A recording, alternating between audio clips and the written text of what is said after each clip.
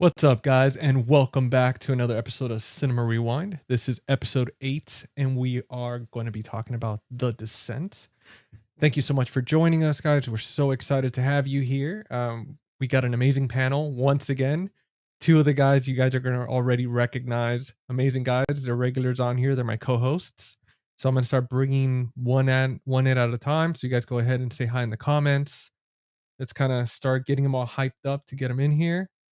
First off, Steven from After Hours Video. And dude, there we go. I was like, what the hell is going on with the screen? What's going on, everyone? Super pumped to be here. Dude, so excited, man. Like we were talking about, we had to reschedule it, unfortunately, last week, but dude, like, I'm so damn pumped to do this, man. It gave me time to watch it a second time. It is, especially the special features, which we'll get into, because they're pretty beefy on this one. Oh yeah. And then next up, we got Jordan from the Movie Den. You guys, I mean, you've seen me with him online last few days. What's going on, guys? What's up, man? Hey. What's up, dude? And now we're going to go ahead and bring on our very special guest. He's new to the channel. So let's give it up for Mark from Tales from the Shelf. What's going on, guys? Dude, how we doing? Doing good, man. Good to have you, brother. Thank you. Thanks for inviting me, man. Glad to be here. Ready to talk The Descent. Dude, so excited, man. Like, I remember when we were planning this out, Steven's like, I've got someone. I've got the person to bring on for this. I know just the guy. Yeah. Yeah. Well, nice, man. Well, I'm happy to be here. I'm glad to be joined by you fellas once again, and you Face the Movies for the first time. So thanks for having me on your channel. Dude, excited, man. Now, what is your I'm sorry, what is your name, by the way? I don't want to just call you by the name of your channel. Oh no, it's GC. Everybody calls me. Yeah. Okay, that's what I figured, but I wasn't sure. No worries, man. Sorry, I just wanted to get that out of the way.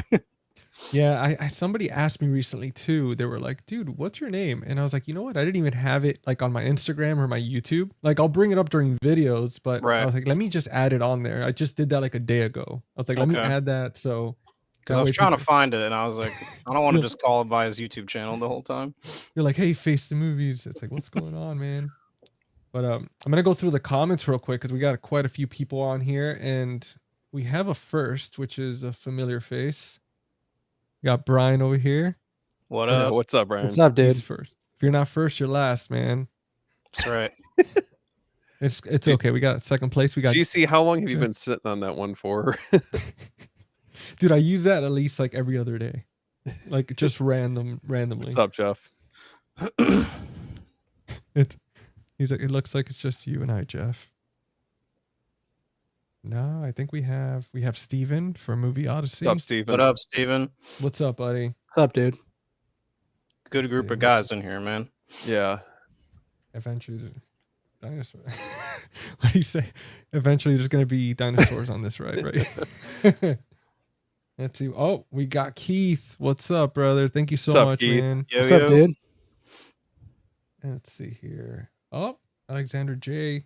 Familiar face. What's up, Alexander? What's going on? Is that a Buffy profile picture? If so, much respect. It is. It's a good show. And then we got, let's see, the last comment on here for now. We got, so I live in the Appalachian Mountains, and this film really looks accurate for the locations. Only dead giveaway was the SUV they were driving, so I knew they were in the UK. That's a good point. Interesting. Yeah. So I'm sure we'll get into that. You guys probably know some more of the trivia than I do, just as far as where it was filmed, and obviously I know Neil Marshall is where's he from? Australia? No, he's from the UK. UK, okay. Yeah. I wasn't sure. But funny enough too, I did get I caught a few little things here and they're not too important about the actors and all that. Like their background. Mm-hmm. But one thing is, obviously this movie takes place with 6 main characters, which are all friends, and they're kind of adventure seekers. We all know this for the people that have seen it. So this movie came out in 2005, and obviously director Neil Marshall. And pretty much for this movie, it's a year after the severe emotional trauma. Sarah, which is played by Shauna McDonald, goes to North Carolina to spend some time exploring caves with her 5 friends. After descending underground, the women find a strange cave paintings and evidence of an earlier expedition. Then they learn that they're not alone. Underground predators inhabit the crevices, and they have a taste for human flesh. I mean, so did you guys check out this movie when it was initially released, or like what's everyone's backstory on this movie? I remember as a kid going to the theaters and seeing the this poster Oh yeah. at the time when it was out in front of the theater. They'd put the posters and stuff. I remember Mhm. seeing it. But I don't think I ever saw the movie until within the last 5-10 years. I didn't see it when it came out right away. I think I saw it. Dude, I may have seen it on streaming. I even That's wanna where I say saw it. yeah, Okay. maybe like Netflix or something. Yeah. But yeah, that was like my experience with it. I know when this movie came out, I was like I think I was like 18 years old when it just came out. But yeah. What about you guys? I think I probably saw this in like 2012. In my senior year of high school, I was in I had a film class that I took, and we were able to watch rated R movies because we were mostly 18 in the class, and if you weren't, you could get like a signature from your parents or whatever. Nice. It was cool, man. We watched a ton of rated R movies, and in October, our teacher was super cool, and he let us vote on which horror movie we wanted to watch, and he gave us a few options, and The Descent was one of them, and it won. And we watched it in school over the course of like a day or two, and it was awesome, dude, because we had this big ass speaker that we put in the middle of the class, and we had a big, I guess you'd call it the thing that you pull down. I'm blanking on it right now. Oh, the screen, the projector Yeah, screen? like the projector screen. Yeah. Yeah. I didn't know what the term was, but it was just awesome. Like everyone was invested in it, and like it was like watching a movie in the theater, kind of. When you get that kind of communal thing, and that's where I watched it for the first time, if I'm not mistaken. So I'll always have a special a memory of watching it with all my friends in high school. That's wild. I wish I would have had Dude, the that's an opportunity to watch it in experience, school. Yeah, It was cool. Yeah, it was called Film Institute. So it was our English class, our film appreciation class, and our film production class, and it was like all back to back. So that's how I started my day every day for like 3.5 hours, because it was Oh like my three God. it was like 3 class periods all back to back, and it was just awesome. Yeah, Wow. I learned a lot about movies and stuff, and we got to make some bad movies walking around our high school. It was cool. Dude. That's sick. It's very cool. See, we Yeah. had the lonely, like depressing experience of like Netflix where we're just there in like a dark room. I've watched plenty of movies depressed on Netflix, just not The Descent. This is like I don't know about you guys. Have you guys ever done like the whole like going into caves or like rock climbing or any of that like Hell white no. water rafting or anything? No. I think I went into a cave one time for a school field trip I when figured I was we like were in gonna- elementary school. Yeah, I figured we were going to talk about this aspect of it, right? Fuck no way. No, No. but I wouldn't do it. Rock No- climbing, no no, shot. none of that stuff. I won't even do rafting. The beginning of the film when they're whitewater rafting, Yeah. I won't even do that. Nope. Well, dude, it's funny that you you bring up the beginning of the film because right, this movie starts off like intense, right, with that scene. And the best thing about that scene is that those weren't stunt doubles; those were actually the actors. So they were really doing that. And as they were filming them, they had a guy like in between them, kind of like panning to each of their faces and stuff. That's sick. But yeah, like watching like behind the scenes and everything, I was like, damn, they really like these actresses, man. Like a lot of the times in this film, like they weren't really like acting like there's drinking scene, like they weren't pretending. Yeah, like another claustrophobic scene that we'll talk about. That it's awesome, man. It feels very immersive with like Yeah. the setting Yeah.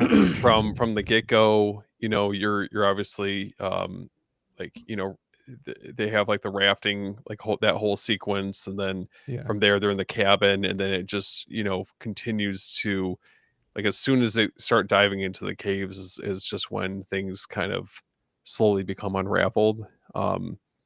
But I'll never forget, like, this movie was a blind buy for me, like when I was really diving into horror. And it's just crazy to me, just the lasting experience this movie has had, because I consider this probably, I don't know about you guys, but I would consider this probably like one of like the top movies that came out during that decade. yeah. It's definitely one of the better horror movies of the 2000s. And I always like to say that that's not one of my favorite decades. But then when I actually look at some of the movies that came out in that decade, there are a lot of good horror films Hmm. from the 2000s. I just think that the ones that are bad are like really bad. But this one is like, this is really like cream of the crop, probably top 5, definitely I would top agree. 10 of the Yeah. 2000s for sure. Yeah, And it's not a dude, remake either. That's the cool part. it's For sure. it's unique. dude, a lot of love went into this movie, man, and they were very practical with a lot of things. Um, like and during that time, it's interesting because you have so many underground movies. You have As Above, So Below, which that one was filmed on location. They did get a special permit. First time in history that they had a permit to film in the catacombs for a film. Okay. I need to Um, rewatch that.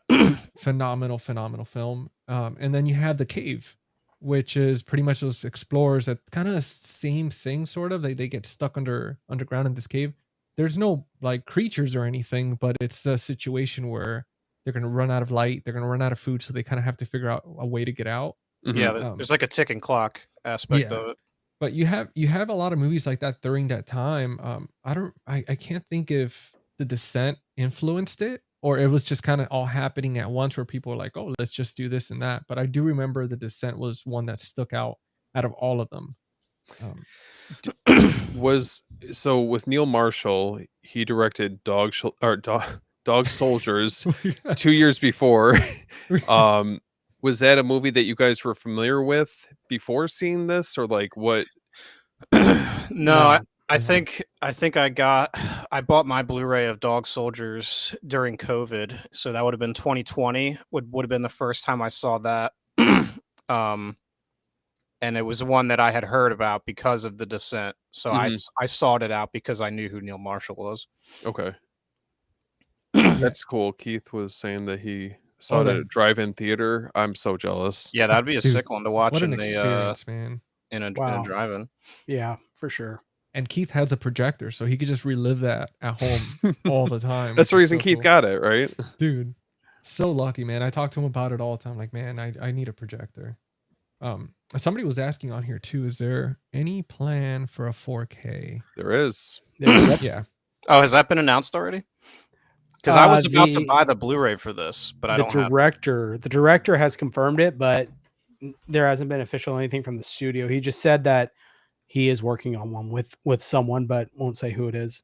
Cool. Yeah. Well, I'm glad I held off on the Blu-ray then, Yeah. Yeah. because it's He an said- old Blu-ray, isn't it? Sorry to interrupt Uh, you. No, you're good. Yeah. I don't It know look- when this one. Yeah, I think it's one of the older ones. So I was like, I don't know. We're probably due for an upgrade. I don't know if I should buy this. Well, I know I got it on Amazon. I think it was like between $8 or $10. Yeah, it's super cheap. Mhm. Yeah, it's not bad. And if the 4K comes out and it doesn't have the Blu-ray with it, it's kind of cool. I know this Blu-ray, I mean, dude, it's so beefed up with special features. One in particular I'll bring up real quick is the fact that they show you the entire making of the film, like on a small screen in the right corner of the film while it's playing. So Ooh. each scene in the movie, they're showing you how they made it instead of a commentary, which is Wasn't that like the underground experience or something? yeah, that's the one. Yeah. Yeah. Dude, it's so good, man. How they built the caves and everything, which to my surprise, like everything is fake. Everything's like miniatures and everything's green screen and Ooh, all that's that cool. stuff. Weren't all the cave like sequences, weren't they all built on a sound stage? I'm pretty sure. Yeah. Okay. Yeah, everything, literally everything. I Only wouldn't the- have known that. No, Yeah. not at all. They did a good job. They did a lot of research because he talked about Neil said that during the process they were trying to figure out the best way to do it but the thing is finding different caves to match the aesthetic. It was an environment that wasn't too controllable. Obviously things are wet. The lighting is going to be a nightmare, especially getting so much equipment in and then safety after all. Yeah. So they just decided to get different like they just go to different caves, get different textures of walls and recreate it with foam and stuff like that. They even used a bathtub at one point to create the tunnel scene where they put the bathtub underneath and then they had like like this foam on top of the bathtub. So that way when she was like stuck in the cave, like Oof. it was like she was able to be like wedged in there. Yeah. Wow. Dude, which she was, by the way. She was actually stuck. He purposely made her get stuck in there. So that scene where the main character like panics, which her name in the movie's name is Sarah, when she Yeah. panics, like that's really her panicking. So let me ask you guys: how claustrophobic are you guys, if at all? Oh man, for I'm that not. situation, yeah. I don't know if I'm that claustrophobic, but when I'm in a situation where it's close quarters to where I don't know how I'm getting out, Mhm. that's another thing. I would Yeah. agree. But like I've done like MRIs and stuff like that. I mean, those get pretty claustrophobic, and they're not. I'm fine, but it's the unknown of that would scare me. I think the unknown is scarier to me than actually being claustrophobic in close quarters. Yeah. For Yeah, sure. because things can go sideways so quickly. I mean, Well, look how yeah, I mean they have intentions basically on going into this cave, and on paper it sounds like it's all mapped out, but I mean, obviously if you take the monsters out of the equation, or like the mutants or whatever you would consider them, I mean it's a very real possibility that somebody could just as easily be trying to discover something new and get lost, or trapped somewhere, within a cave system. Well, speaking of Mhm. that, did you hear that story about these two guys? They actually went into this cave system, and the guy he thought he was going. I thought it's called the Nutty Cave or the Nutty Trail or something, but he goes into the cave like facing down, right? Like just Fuck crawling down that. on his stomach, and he got stuck.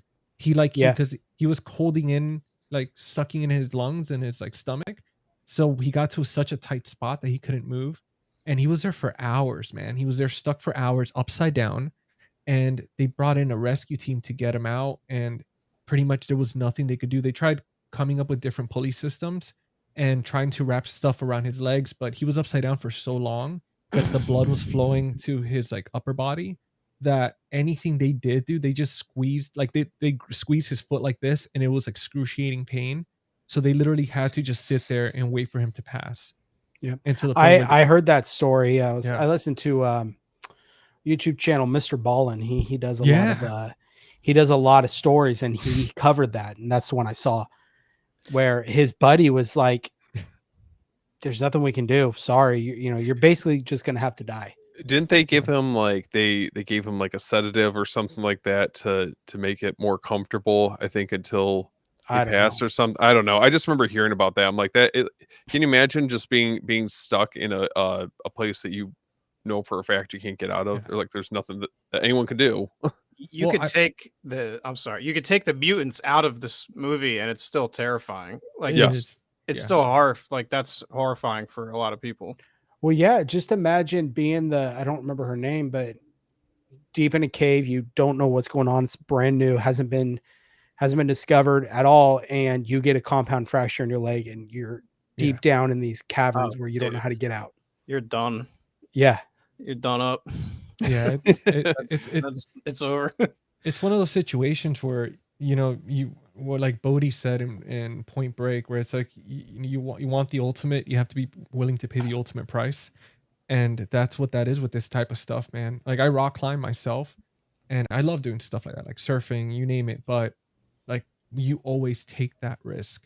And in Yeah. this situation, like cave diving, like dude, that's insane, man. To get stuck and that's it. Like Have you guys ever seen? So there's these people who will go into caves like this, and then there's like these puddles, and it's like deep, deep water, and they Yeah. go diving like in the cave.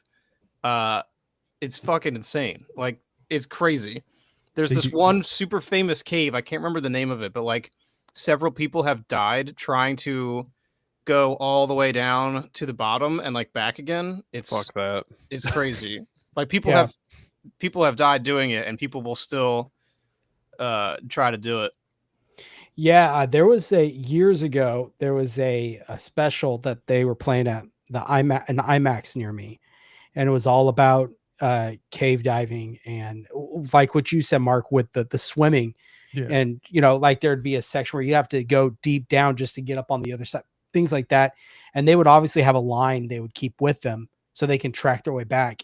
And dude, in IMAX, I mean, that's the scariest thing to see. And especially they'll see like broken off lines from old expeditions where you don't know, did that person make it out? Hmm. Stuff like that. Well, It's scary. I feel like it's the same thing with like mountain climbing. You know, just Yeah. the elements, like it's kind of like on the opposite end, but I feel like it's so easy to succumb to the elements or something can go wrong. And um yeah, I don't know. Well, The idea of being trapped in a cave system like this would be absolutely terrifying. well, yeah, the mountains are no joke. Haven't you guys seen Mr. Deeds? Mr. D. Sure. Oh yeah, Yeah, the grandpa, he dies up Mount Everest or he's there something. up there smiling. Just freezes at the very top. Yeah. That's talking about like mountains and all that stuff. And it's like you said, Mark. This movie, you could take the mutants out, and it's still, to me, it's the same amount of fear, if not like even more, because at least with the mutants, you're kind of distracted. Mhm. But the fact that it's, or like again, as above, so below, like you're in these catacombs, the second your light goes out, that's it. Like you're just sitting there, just waiting to pass. And it's crazy, man. Like, well, yesterday in the Criterion video, I was recommending a documentary slash movie called Free Solo.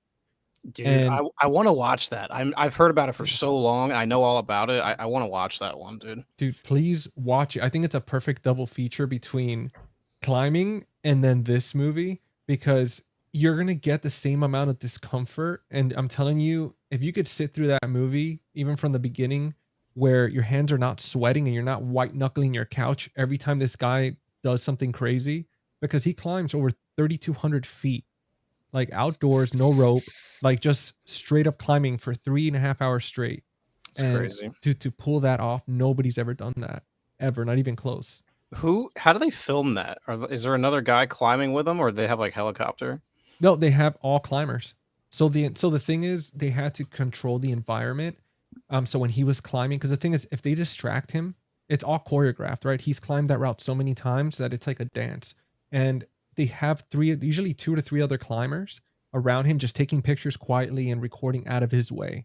But they can't disrupt like that ecosystem that they've created for him, because any distraction, any like the light of the sun hits the lens or something and it blinds him or something, that's it. It's game over. So they had that, and all professional climbers, all friends of his that he trusted, that would respect his wishes of not being involved. Even if he's Mhm. like slipped, they could not be involved. They could not try to do anything. And then somebody on the ground with like this massive lens recording from a distance as well. Crazy. But It's wild. Wow. no Not to- noises, no nothing, dude. Like everything was just quiet and peaceful for him, like the entire time while they were like filming it. That's crazy. Yeah, I don't want to go off on a tangent, but I find that stuff fascinating. It is, man. Like that's why we wanted to talk about this movie, because for one, it's like it takes elements where, like, one of the actresses, the one that plays Juno, for example, she actually climbs. So like when you see the behind the scenes and the director's talking about it, she was like, well, yeah, I mean, a real climber wouldn't do that though. Like that's not how that works. She has familiarity with it. Yeah, so it kept it very grounded. There was a scene to me that didn't quite make sense as a climber, but everything else was so perfect, like the gear that they brought with them, the preparation that they had. Like it was very on point. Like they really did the research on this for this film. Yeah, but can we just say how annoying Juno's character is in this movie? Oh yeah. Yeah. She's the worst. She was, I mean, that's the thing, man. She was one of those people that was like, had to like, I mean, even when she tricked, dude, who the hell tricks your friends into an undiscovered location and doesn't Well, say anything? Surprise. Does that, and then she gets defensive, and then now they're trying to make their way out. So she tries to act the top dog again to try and command the expedition. They Yeah. can get it out. Dude, you got us in here. Get out of here. And she was, I mean, it's implied in the beginning, but did you guys pick up on that, like the first time watching this movie, that there was something going on with her and Sarah's husband? Oh, absolutely. I mean, right off the bat, Okay, I just wasn't sure, but Yeah. Okay. Yeah. because Yeah, even the friend, like you even remember the friend knew the whole time, and she kind of Right. looks over and stuff, and she's trying to be like, shit, like I should have not seen that. Like I don't want to know about it. Well, that's what the whole thing in the end is all about, right? When is it Sarah kind of chops her in the neck with the axe, right? Like, mhm. man, that Yeah. the way that Sarah goes from being like, did anyone else get like Carrie vibes with her when she's covered in the blood? Oh yeah. She's got Mhm. that same almost like facial structure where she looks kind of like she looks like Sissy Spacek. I don't know. So she's got this vacant look in her eyes, That's like, it. Really cool. I don't know if that was intentional or not, but that's a vibe that I got. And did- yeah, she goes from like totally, normal to like primal. I got a little bit of Predator too. Like I felt Yeah. like, a little bit of that when she like pokes her head out of the water. Oh yeah, Yeah, kind that of was like cool. the alligator view. Yeah, that was cool. That was cool. Mhm. I think it's interesting to see, like, you're talking about basically her character arc, but I Yeah. agree. I mean, in a lot of ways, I mean, it takes somebody from being kind of more of like, I wouldn't quite say she's like passive, but she's just, whether she knows something about what's going on with her husband or not, whatever the case is. I mean, obviously, it takes it to a whole new extreme by the end of the movie, because Juno's kind of, I mean, she's kind of a shitty person, like Yeah. on multiple levels. So, um, Yeah. yeah, it's a very very well deserved payoff by the end. Well, Like- she's in this weird situation where she knows that something's going on, but she also lost her husband and her kid. Through grief. Yep. So Yeah. it's kind of juggling those two facts that she's going through. You see that Yeah. how she kind of goes through that throughout the film. And it's funny, the whole story arc of her descending to the deepest part, and then her story arc is going through this and dealing with this is her crawling back up, Mhm. crawling back out. It's the same idea of the whole. I mean, you guys have all seen Todd Phillips' Joker with the whole climbing up and going down Yeah. the big the stairs, right? It's that same kind of idea. I think a metaphor. Yeah, Exactly, it's really well done here because the movie isn't it's more subtle. It doesn't like bash you over the head with anything, but it is a fun sort of observation there of her like having to go through all this shit in order to finally like make peace with everything that's happened. Mhm. So It was a reborn thing too. Like when she Yes. comes out of that cave, Right. it's just literally Yeah. her being reborn. Like a phoenix Mhm. rising from the ashes sort of Yeah. deal. This movie it's almost like The Thing but with women.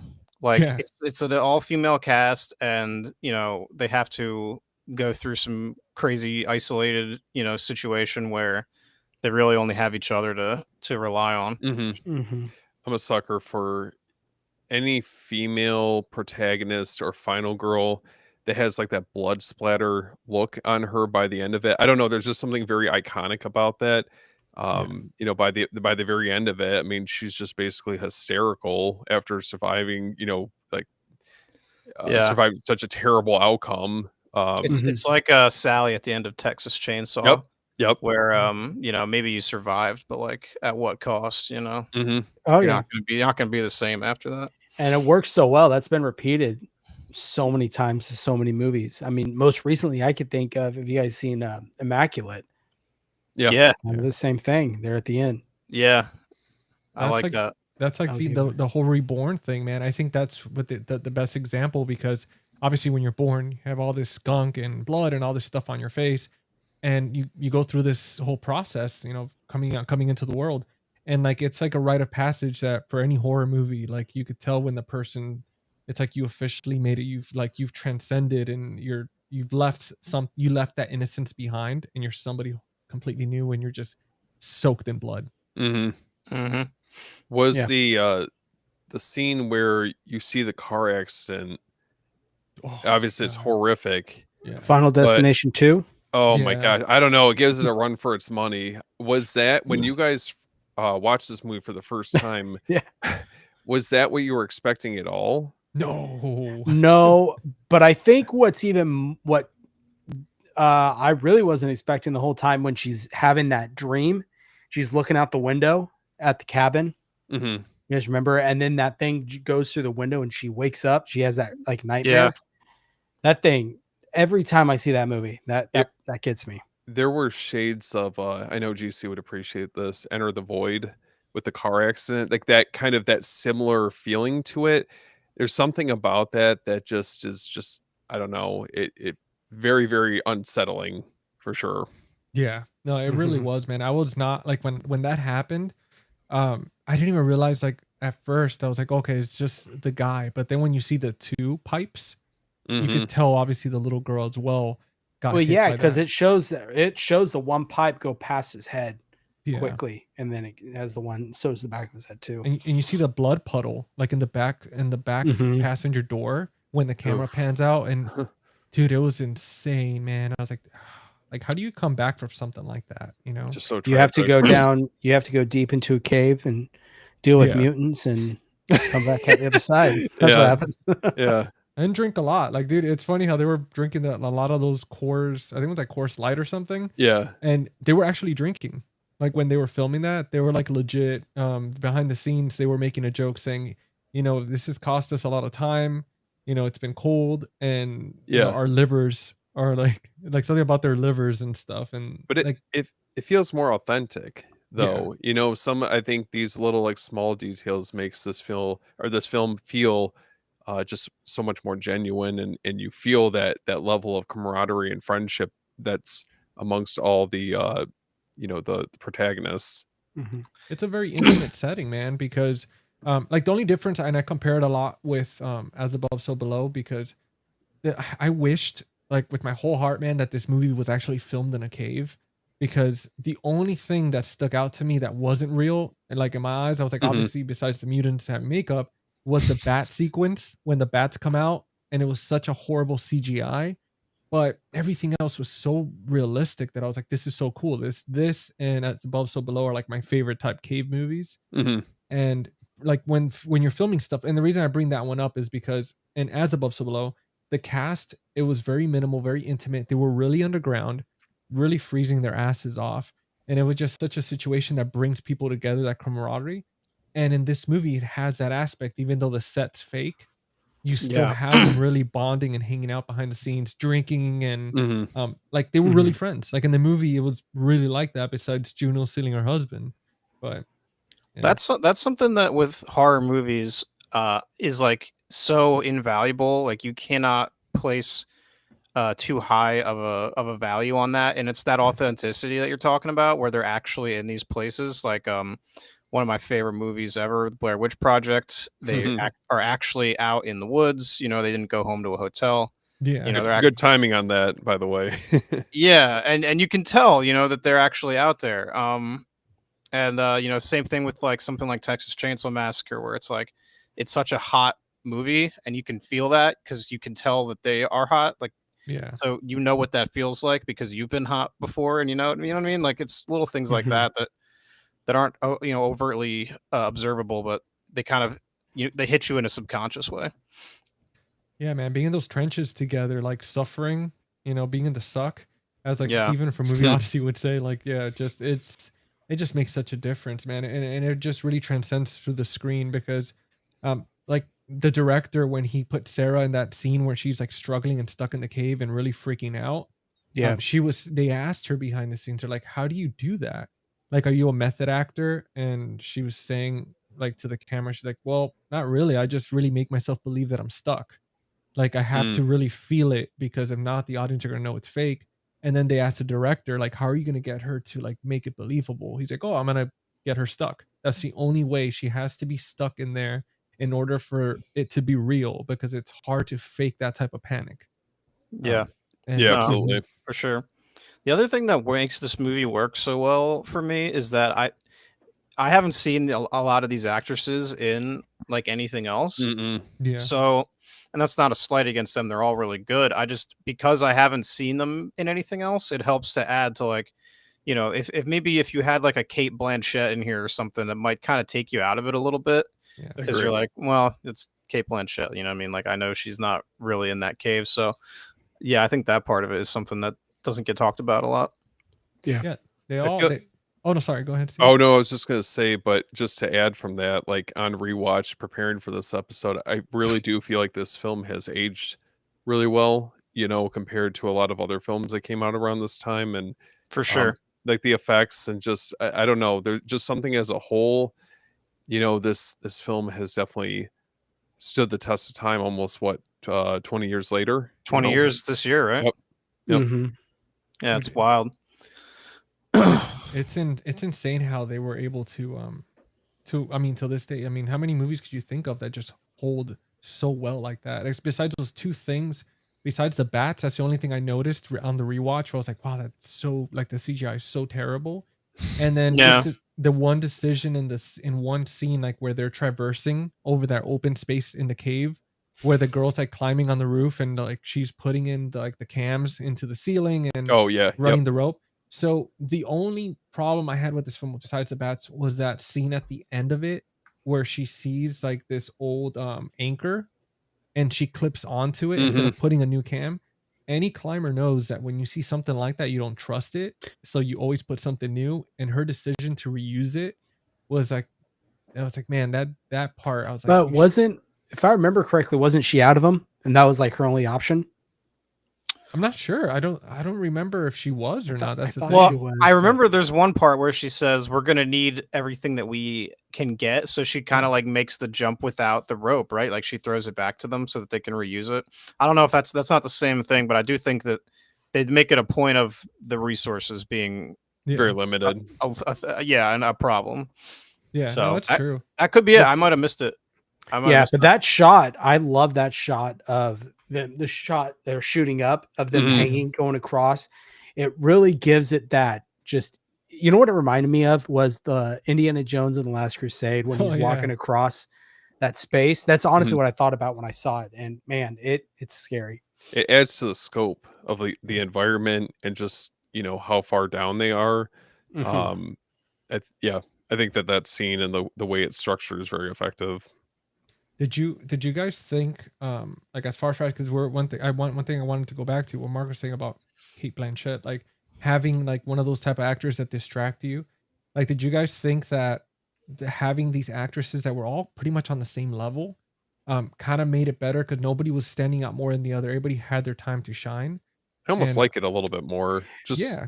Yeah, it gives it a believable, like Mark said, that's them. They're there. That's all I know them as is in this situation. Like this is the only movie I know them from. So It's almost like a home video in a weird way where this is really happening. Yeah. Yeah. Did you guys notice how every single actress, like nobody was American? You had one actress was Australian, one was Scottish, one was British, the other one was Swedish, another one Dutch, and the last one was Irish. So every single one had a whole different accent. Holy shit! I didn't realize that. I thought a lot of them were just from the UK. Yeah, that's But what I thought initially, but yeah. Well, the Asian she didn't seem to have an accent if I remember correctly. She didn't too much, but the Australian would slip out every once in a while. And it's funny because her Okay. last name is Spanish. It's like, I think it's called Mendoza or something. And Interesting. Okay. yeah, I was like, Australian, huh? And then you could tell the one that was Scottish for sure. The Oh, one yeah. girl. Who's the girl with the short hair? Is that Holly? She has I the think- most pronounced accent because Yeah. she, as a character, is kind of like abrasive, and she I don't know, the way she talks is like very. That's the one accent that I was like picking up on. I think he Mhm. was the Irish one. If I'm not mistaken, the one that like bust her leg. I think she Yeah. might have been the Irish one. Yeah, that's her, right? Is she the one who gets her leg messed up? I can't remember. Yeah. The Mhm. compound fracture. Dude, how Jordan, how the hell, man? You said that so professional and you're like, yeah, it's a compound fracture. I mean, is what it is, what it is. Man, just imagine though, being forced to look, we're gonna have to set it. You got nothing to hold on. We got no, painkillers. Just here, bite down on this strap, Oh and we're my just God, gonna man. shove the bone back into your leg. Dude, that was brutal. I don't know how she didn't That's pass no out joke. from that. I'd Like, say I just got- leave me. I would think that someone would be in like shock at that point. I mean, like how mobile would you be after having it set back in? Although, adrenaline does do a lot for an Yeah. individual. So it's Yeah. very possible that was a lot of it. The reason why she didn't really go into shock. And I mean, she was already in this cave, so her adrenaline's already pumping. I don't know. I'm not a doctor. You just play one on TV. Yeah. Yeah, it's Yeah. it's wild, Dr. man. Drake Ramore. Like you could be on like a hike in the woods and trip wrong and like trip over a root or something and wind up with something like that, or even just a sprained ankle, and then it's like bang, like now I'm a burden. Like now how am I getting home? Like I'm a Mhm. liability now. Like I have 10 more miles to go and I can't walk. You know what I mean? So it's like even on Yeah. something as simple as that, it's never a sure thing that you're going to be okay.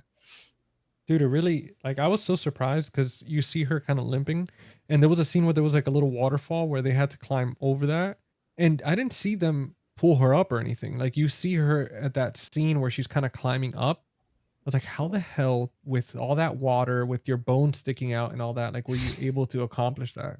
But Hmm. th- Guess that was they just brushed past that, I guess. yeah, pretty much. Like you could tell that there was like a step ladder in the other side, and she's just like kind of coming up. But dude, Right. I mean, Mhm. honestly, there's no way, man. Like that, like even just like spraining something, you already feel like you're out of. You're like just stubbing your landing here. toe, you're done.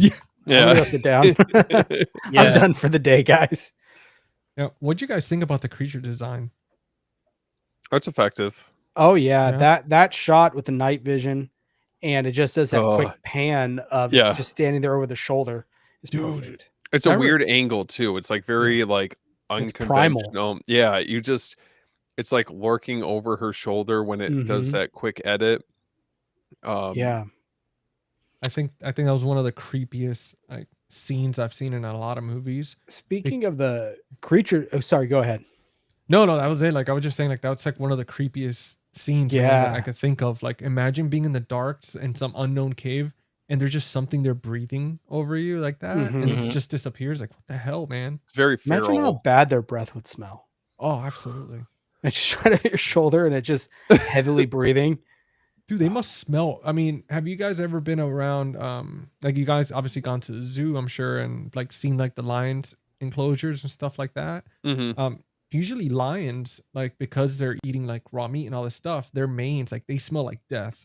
Well, So my dog's breath. Good lord. dude, so that's what I'm thinking. I was like, how do It's these rancid. creatures, they're not rancid just standing a few feet away when they're like covered in like remains from animals and all that stuff and never shower, apparently. Yeah. What I love about the creature designs and the kind of the editing choice they did for the creatures was they sped up the framing of the creatures as they moved in certain scenes, if you catch it. Yeah. It's similar to like what they did with Fury Road, right? It's just kind of the sped up. What's up, whole Eli? thing. I think that the very erratic movement that they have Mhm. definitely works for kind of creating the sense of like danger or just like the threat that they present to the girls. But they're just so creepy looking. I guess they're considered what, crawlers, Yeah. and yeah, just I don't know. Like I being trapped down in a cave is bad enough as is. This just adds on a completely extra layer of like terror, for being down there. And I don't know. The creature design is very, very effective for sure. The Well, it's signs, well too. thought out too, the way they Yeah. look. I mean, they almost have, you think like deep down in the ocean and like the trench and Mariana's Yeah. Trench, these fish have almost a translucent way to them. And same with these creatures, there's almost this translucent type skin. They've been down there for however many thousands of years and have, obviously developed no longer being able to see and using these other, methods of getting their way around. Really awesome design of those Really creatures. enhanced hearing. Like they're Yeah. able Yeah. that. I mean, it seems like lack of sight, but it elevated their hearing. Mhm.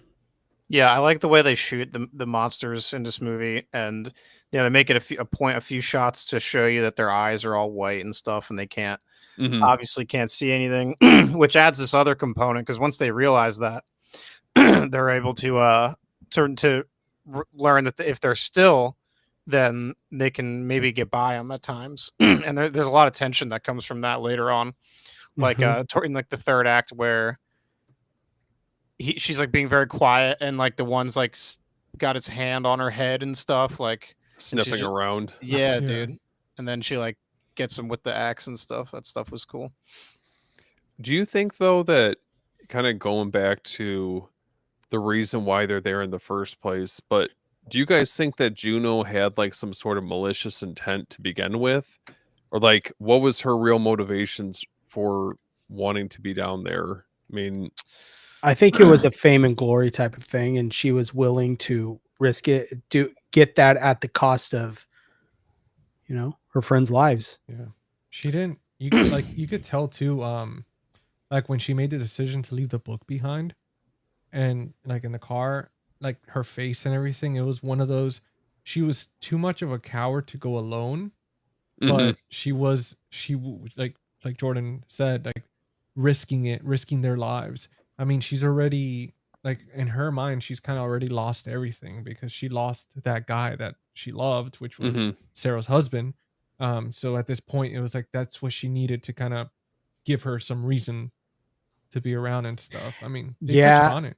I could see what you're saying though, Stephen, about malicious intent. Could be she blames Sarah for the death, and it was her way of getting him down there, and Yeah. hopefully to leave him down there. I don't know. I think it was um, just an unfortunate coincidence. I don't think that she had any idea that like those monsters were down there or anything. It just No, kind of I happened meant to like be. basically if you took that out of the equation, like Yeah. if none of that unfolded the way that it did, um, kind of going off with what Jordan was saying, I don't know. Gotcha. I I just mean, wanted it to kind of makes you clarify. wonder. Yeah, I think it was just she's arrogant, and it was just something that was a selfish Yep. act Yeah. that she wanted to do, and like I said, it was at the risk of what happened. She's very Yeah. reckless. But she even when Yeah. she like with the axe like hits her friend originally when she fought off one of the creatures, because Yeah. the thing is too is that scene where she was trying to save the girl from the creature taking her body. Like if she would like she didn't care too much, she would have not tried to save like her body even though she knew she was dead.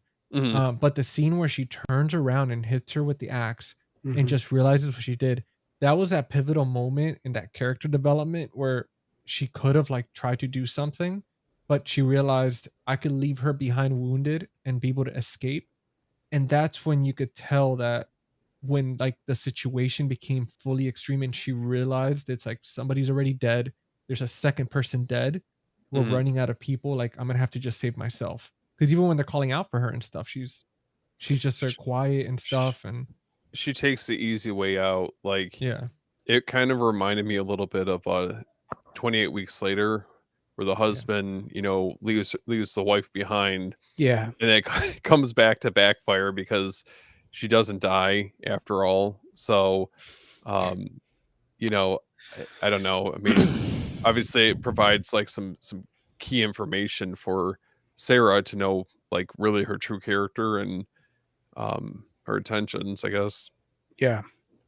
It's that part of the horror or a disaster movie where the people's when things are like as bad as they possibly could be, Hmm. and you have to start making like the tough decisions. It's like because some people are not gonna be able to, some people are gonna let emotion get in the way of it, but Juno was just so cold and like Yeah. just had no remorse because I'm sure she was, that's not what she wanted, but ultimately you got to make a call at the end of the day, and if it's going to save my neck, save other people's necks, sure. like it's like it's interesting. It plays with that human sort of the psyche and stuff, and how people will react in a crisis. I like what Josh said in the chat. He said the descent is gospel. I would agree with that. Oh yeah, absolutely. Yeah. I think somebody's gonna say. I think I think it was an Just- ego trip. Yeah, that's a good point. Yeah. yeah. It almost felt like things continued to keep going wrong. At that point, it's like, you already killed somebody. So it's like, it just, I think, Things realizing start that, snowballing. At this yes, point. everything's going off the rails. I mean, at that point, you're just trying to save yourself, I guess. Yeah, you're just trying to survive at this point. After the third death, it's like, all right, Yeah. You're just Shit covered is- in blood. You're like, you know shit what? is not going well. What do I do to get out of here? But I love the fact that she really like once she like when she snapped, like after killing that one of them, like I love that where she just backs up into the shadows. Mhm. Like that was so sick, man. That was so badass. And then she just comes out of nowhere and then like just hits another one when she saves that one girl when she's in that corner. And dude, that like it was to have two badass like characters like that, where you have Sarah and Juno and they're both in there, just they both snapped, they both lost something. it's like they're both going through the same thing. The only difference is, and obviously not even just the cave, but losing the same person. Hmm. But they're both kind of little by little, they're one of them's progressing and the other one's kind of regressing. Mm. It was just so Mhm. damn cool, man. Yeah, and they're kind of being pushed towards this confrontation at the end too. Yeah. Because Sarah gets put off on like her own little side quest at a certain point, and she's like having her feral, Carrie thing and Predator and all that stuff. And then by the time she meets up with Juno again, it's like she's like barely recognizable to her, and they're Mhm. like that's when like this is all going to come to a head. And how many movies could you think of that have two like lead women characters at that point where they're both like the strong character? Like you always have one person for the most part that's like the main person and all like the final girl, but in this case it's such a great option that they had two of them like get Yeah. it to the very Mhm. end, and they're both strong and they're both capable and they're both like, I felt like they're both equally badass. Like they could have, I mean, it was really either or is gonna win, like a hand to hand type situation. They were both had the same kind of skill set almost. What I thought was interesting, just I don't know if you guys noticed it at all, but the score itself is very, very like very ambient, very minimal. I think it doesn't overstay its welcome, but I think it just really enhances just how creepy the setting is Yeah. throughout the entire runtime. Doing a little bit of like digging into it, uh, composer David Julian, and he actually frequently had collaborated with Christopher Nolan. So he did Oh. the score for Memento, Insomnia, and The Prestige, which I thought was kind Oh, of cool. interesting. Yeah, yeah. Wow. So some earlier Nolan work. Yeah, I can't think of the score, which I guess means that it mostly does what a good score is supposed to do and just kind of Yeah. like blend in and Mhm. sort of just because a bad score can really take you out of the movie, where a good sure. one is like, I think sometimes the best ones in a movie like this where has to feel real, they're not very busy, they don't make a big sort of deal about themselves, if you know what I mean, like they're more like primal and ambient, like you were saying, Steve. Yeah, very And atmospheric for sure.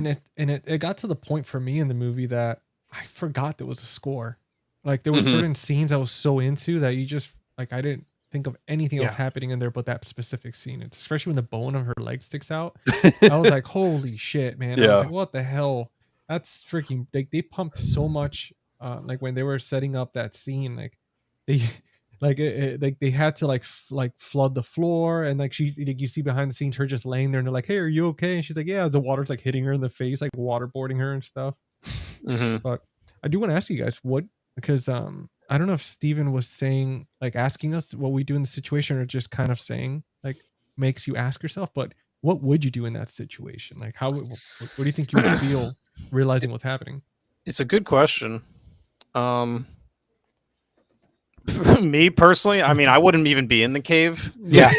So We're Yeah. gonna go there. there would have to be like, okay, let's say for some reason I was forced in there. Coerced in there, you're like, eh. Yeah, because that's the only way you'd get me in there is you'd have to force me. Because I don't even think there's an amount of money you could give me. I know how to get Jordan and Steven in there. I just gotta say, hey, there's an original Criterion Laserdisc for Halloween and Friday the 13th in there. We just gotta go in there and get it. GC, do you think I'm just that weak that I would go in the cave over that? No, I'll give it another 6 months, save my money, just buy one on eBay. At that point. Yeah, right. No, I'm Right. good. I made it this long without it. That's a good one, man. I like that. That's a good question, Steven. Do you guys think that part 2 was warranted? Like, were you guys happy that they made a sequel and like it kept up right where it left off, or like how'd you guys? I've feel never about that? seen the second one. I don't What? think I don't think I have either. It's been so long since I've seen it. I don't remember it being on par with the first one. Yeah, I've Um, only ever heard that it's not as good, and some people say it even ruins the first one. Which Is it by the same director or is it someone else? Does anybody that's know? that's a I good th- question. I think it, dude. I think it is. I think it is the same director because when I was like doing a little research earlier, it showed just his name next to it. It yeah, it says sequel, the Descent Part 2 director. John Harris is John the Harris, director. It's a yeah. different director. Is it? Oh, yeah. Because I was like looking on this thing, and oh, it's not even gonna. I mean, he might have been Yeah. like a producer or something. I'm sure. He was Yeah. a film editor, I believe, for the first one.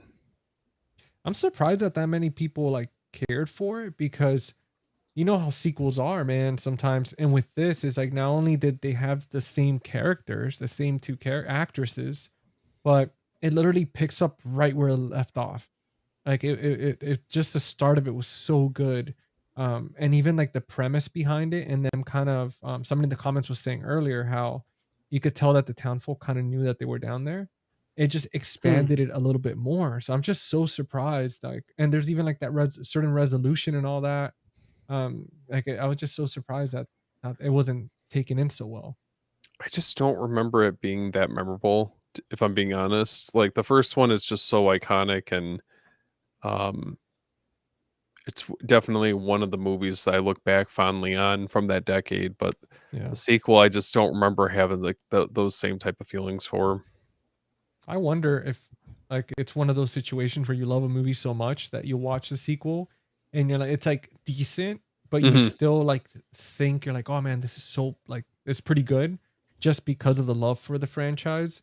Mhm. I'm gonna have to rewatch it to see if maybe now after like so many years if it really keeps up or if it was just kind of my brain being younger For and sure. being excited for it because Yeah. Yeah, I imagine it's probably like a Fright Night Part 2 situation where, it's maybe a little more different or not as good as the original, but still has a cult following sort of deal. yeah. I mean, I know Steven here, Movie Odyssey, he likes it. I talked to him about it before. Like we were texting about it not too long ago.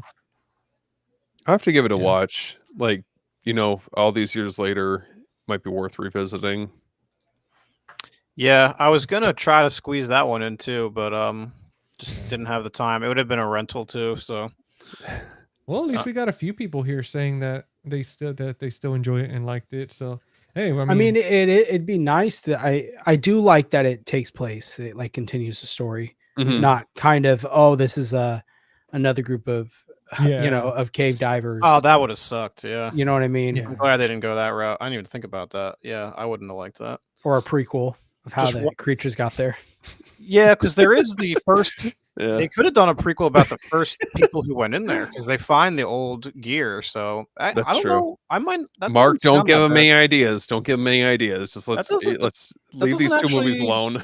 I don't think that sounds Dude. that bad actually. That's a pretty because I wondered that myself. I was like, how the hell did they get that gear up there? Because I mean, especially back then, I mean that gear was very, very old. It's like I don't think they Mhm. would have been traversing that in that manner.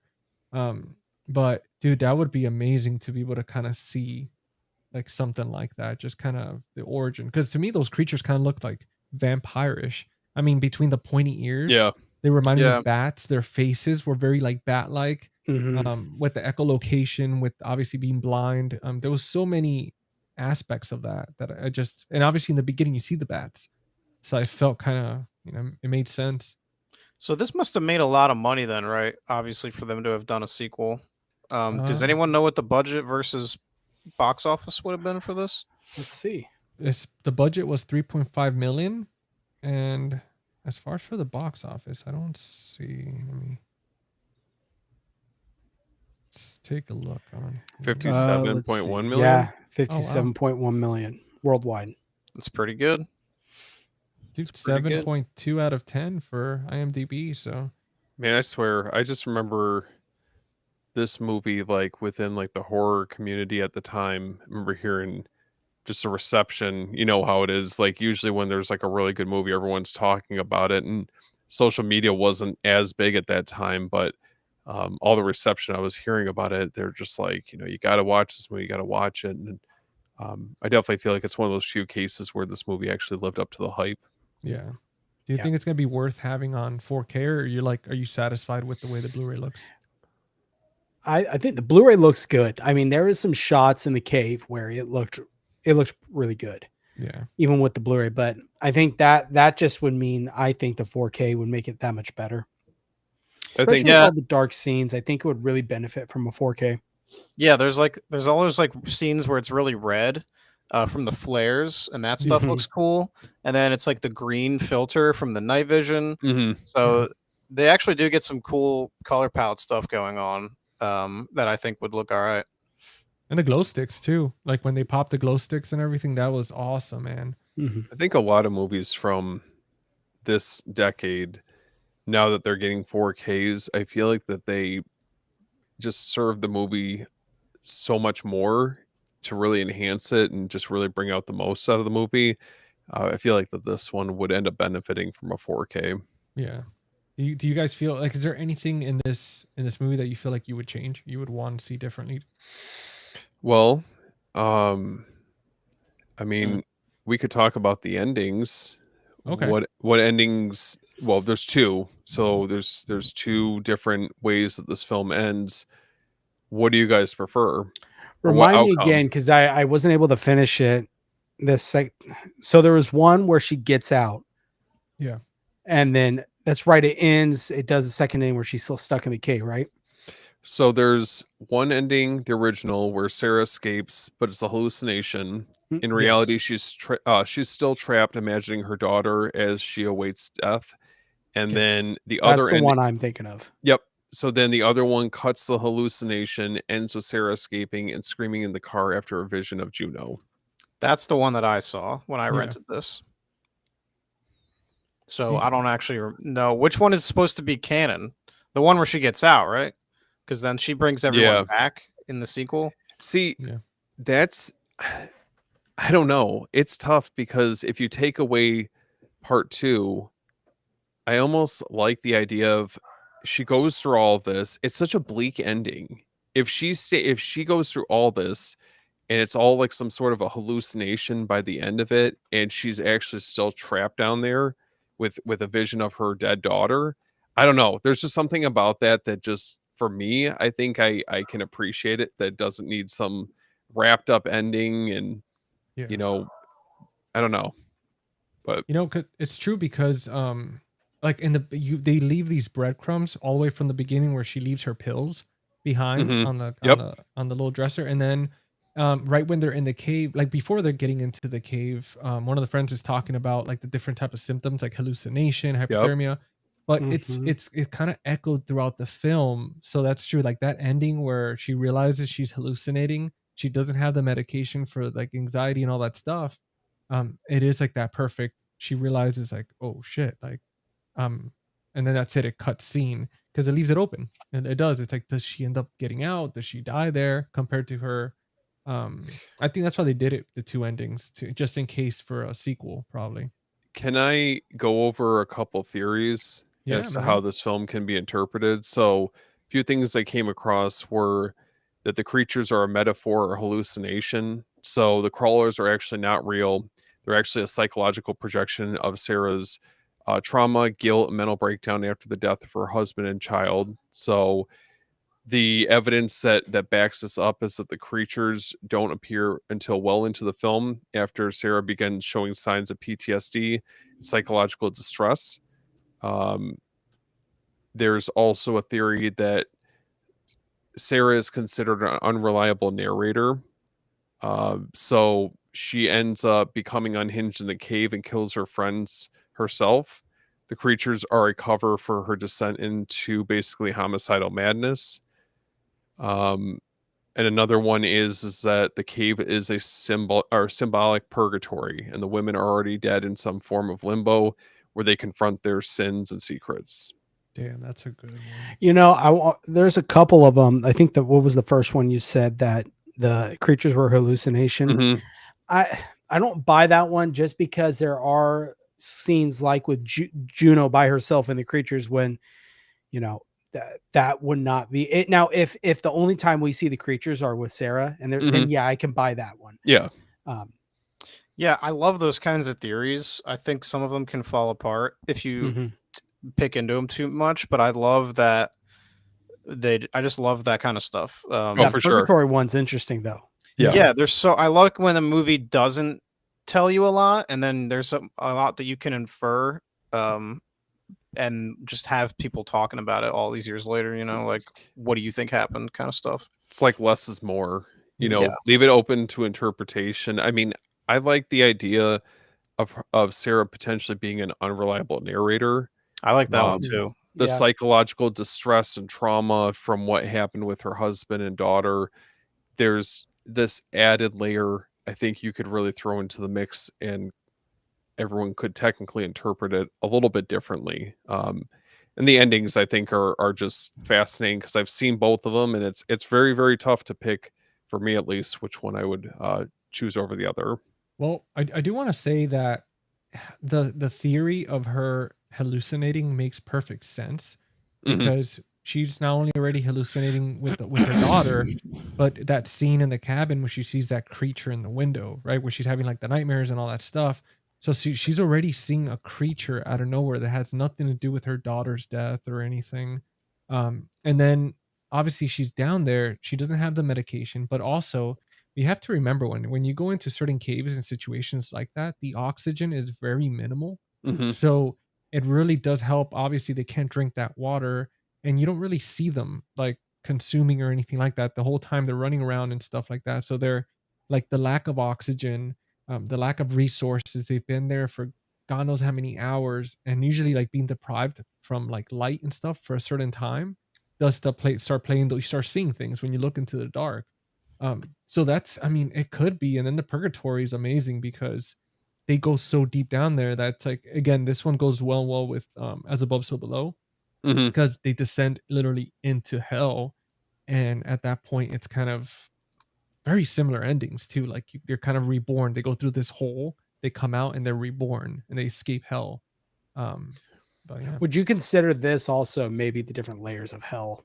Yeah, there's purgatory, but Hmm. that's true. as they It go is. deeper, it gets worse and Yeah. worse. It's Yeah. true, especially with Juno, because as like each layer, she unravels more and more to the point where she literally murder.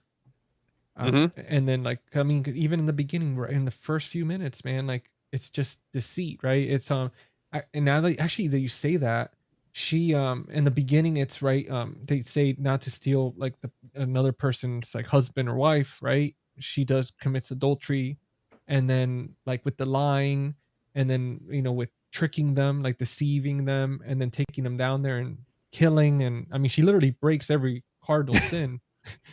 Well, this could be a way of dealing kind of like with As Above, So Below, to play off what you're saying, GC, Yeah. is, if you watch As Above, So Below, as they go deeper, they start to uh, see scenes throughout their life of stuff they haven't dealt with. Hmm. Yeah. And this is in a way the same exact thing. One goes completely different, opposite, affects them different ways, but they each are dealing with their own past of what's going on, before they went into this cave. Well, I think it's interesting because there's obviously various themes that are touched on throughout the movie. I don't feel like that it ever gets to a point where it's kind of putting it in your face. I mean, we're dealing with grief, trauma, trust and betrayal, and obviously survival when it's all said and done. But it's just Mhm. very interesting how there's a lot to digest with this movie. Yeah. Just and how everyone deals with grief and trauma in such various ways. I mean, maybe not necessarily going up against crawlers and like Seriously, yeah. something under those circumstances, but um, it's definitely got a lot to say without it being over the head or like beating you over the head, with the messages. Yeah, it really stays with you, man. Like all the decisions made. I mean, even the way each of them die, it's very matching their personality. Like the one girl, the one with her leg, right? She was being cocky and running around and being not safe. And then it's like what gets her killed ultimately is her busting her leg and then getting eaten by these creatures. And then it's like each one is kind of the same thing. It's like they almost die based on their like the things that they do wrong. Um, but I thought what was interesting, I know we were touching on this earlier, is that the look of the crawlers, I guess, was influenced by Gollum from Lord of the Rings, oh, really? Nosferatu, and bats. I could see Um, that. Dude. and when you break it down like that, I think it's really interesting because there are little bits of like homage to any of those. Yeah. What do you guys think of Steven's question? Like, what do you guys consider? What genre do you guys consider this movie? Survival horror. Survival. Yeah, it's like a disaster movie. I guess you would call it survival disaster. It feels like to me like a psychological horror. Yeah. Almost. Yep. Yeah, I mean, Could also be a creature feature. Oh, that's true. You could. Yeah. it's That's a true. creature feature. It's you know, there. What's another example of a horror movie where just the environment that they're in is sort of the antagonist in and of itself? Well, Yeah, right. Phobic type horror, but Not necessarily just the claustrophobia, but just the Mhm. sheer place that they're in is we're actively like working against them. You know. Mm, Like an environmental type horror. Yeah, that would be what I'm looking for, but I can't Something think like of any more examples. I know it's a thing. I just don't know that Yeah. well, mean- as above, so below. yeah. that one. Yeah. I think of that movie Open Water, maybe. Yeah. But that's more like a shark movie, I guess you'd call it. But just the fact that they're in the ocean, you Yeah. know, is kind of what is the you know the antagonist, right? Like Could you that could kind you of. consider, like, you know, obviously the primary antagonist would be the xenomorph, but like for Alien, for example, I mean, you're trapped on, you know, a spaceship, Nostromo. Yeah, that could work too. Just any place that a human just really isn't supposed to spend a lot of time, right? Like, Mhm. you know, we're not supposed to be in the ocean. We're not supposed to be in caves. Yeah. You know, we're not supposed to be in space, really, because we can't breathe. The Thing's another one. I mean, if you're yeah, like ice, out- you know, cold, Yep. eventually you're gonna freeze Yeah. to death, that kind of thing. I think it was I was taking a deep dive into some of the influences that Neil Marshall had for this movie. So he drew from several iconic horror films like Deliverance, The Texas Chainsaw, The Thing, and Alien. Dude, and then you could all see it with the blood splatter, the Texas Mhm. Chainsaw, and dude, that's awesome. You got Yeah, oh, it's fuck, you have a fan. What's up, dude? Brian Old Restless is a good dude. was actually saying something pretty cool. He was talking about he did an homage to that car scene at the end. that's like sick. for his first film. That's Oh, yeah. awesome, dude. I was reading that. That's awesome. I still got to watch. I would love to watch Brian's first film. He needs to send us all a digital copy so we can all watch it, or we'll just buy a physical copy. No, I want a A sign. physical copy. I want a signed one. I was just Yeah. about to say that. If it's not signed, I don't want it. I'll just send it back. Yeah. Dude, that's a good feature right there. Like, and that's the thing, man. Like with the only difference between these two, because the thing is, like, a lot of people thought that As Above, So Below was kind of like a found footage, but it Mhm. was actually it was a document. They were filming a documentary in the film, and they perfectly explained how each person, like, how they had cameras the whole time. It's one of those movies where they covered every loop, so you could not like discredit it and call it found footage. But it Mhm. would have been kind of cool with this movie if they would have done Mm. something similar, where they would have been well, actually no, they were. That one girl was documenting it where they had the camcorder, but Yeah. This reminds me too. Have you guys seen the movie The Ruins? yeah, Yes. that's a Yeah. good one. I saw Mhm. that in theaters, and I haven't seen it since. When did that come It's been a out? while. The That was Ruins. intense, man. when they got- 2008. Yeah, I haven't seen Yeah. it since then. that was those few years, like early 2000s to up to like 2010. Like they had a lot of those type of movies, like those location type horror, like environmental type Mhm. stuff. Mhm. A more recent one I could see this pairing well with is did you guys see Annihilation? Yeah, Yeah, that one's Portman. good. Yeah. Very That's- similar, like I think Annihilation's more like sci-fi, but Yeah. very similar in tone, and I think both all female casts for the most part. Oh, and somebody also mentioned this one's pretty good. I mean, it's in space and stuff, but That's a it's good yeah, movie. which is Descent into a Yeah. Spaceship. The actor that played that Space young Hell. the young actor, something damn it, I'm spacing out on his name. He plays like the younger version of like the captain. Something Forrester is his name. Oh, Oh, Ben Foster. Yes, dude, he's Yep. phenomenal, man.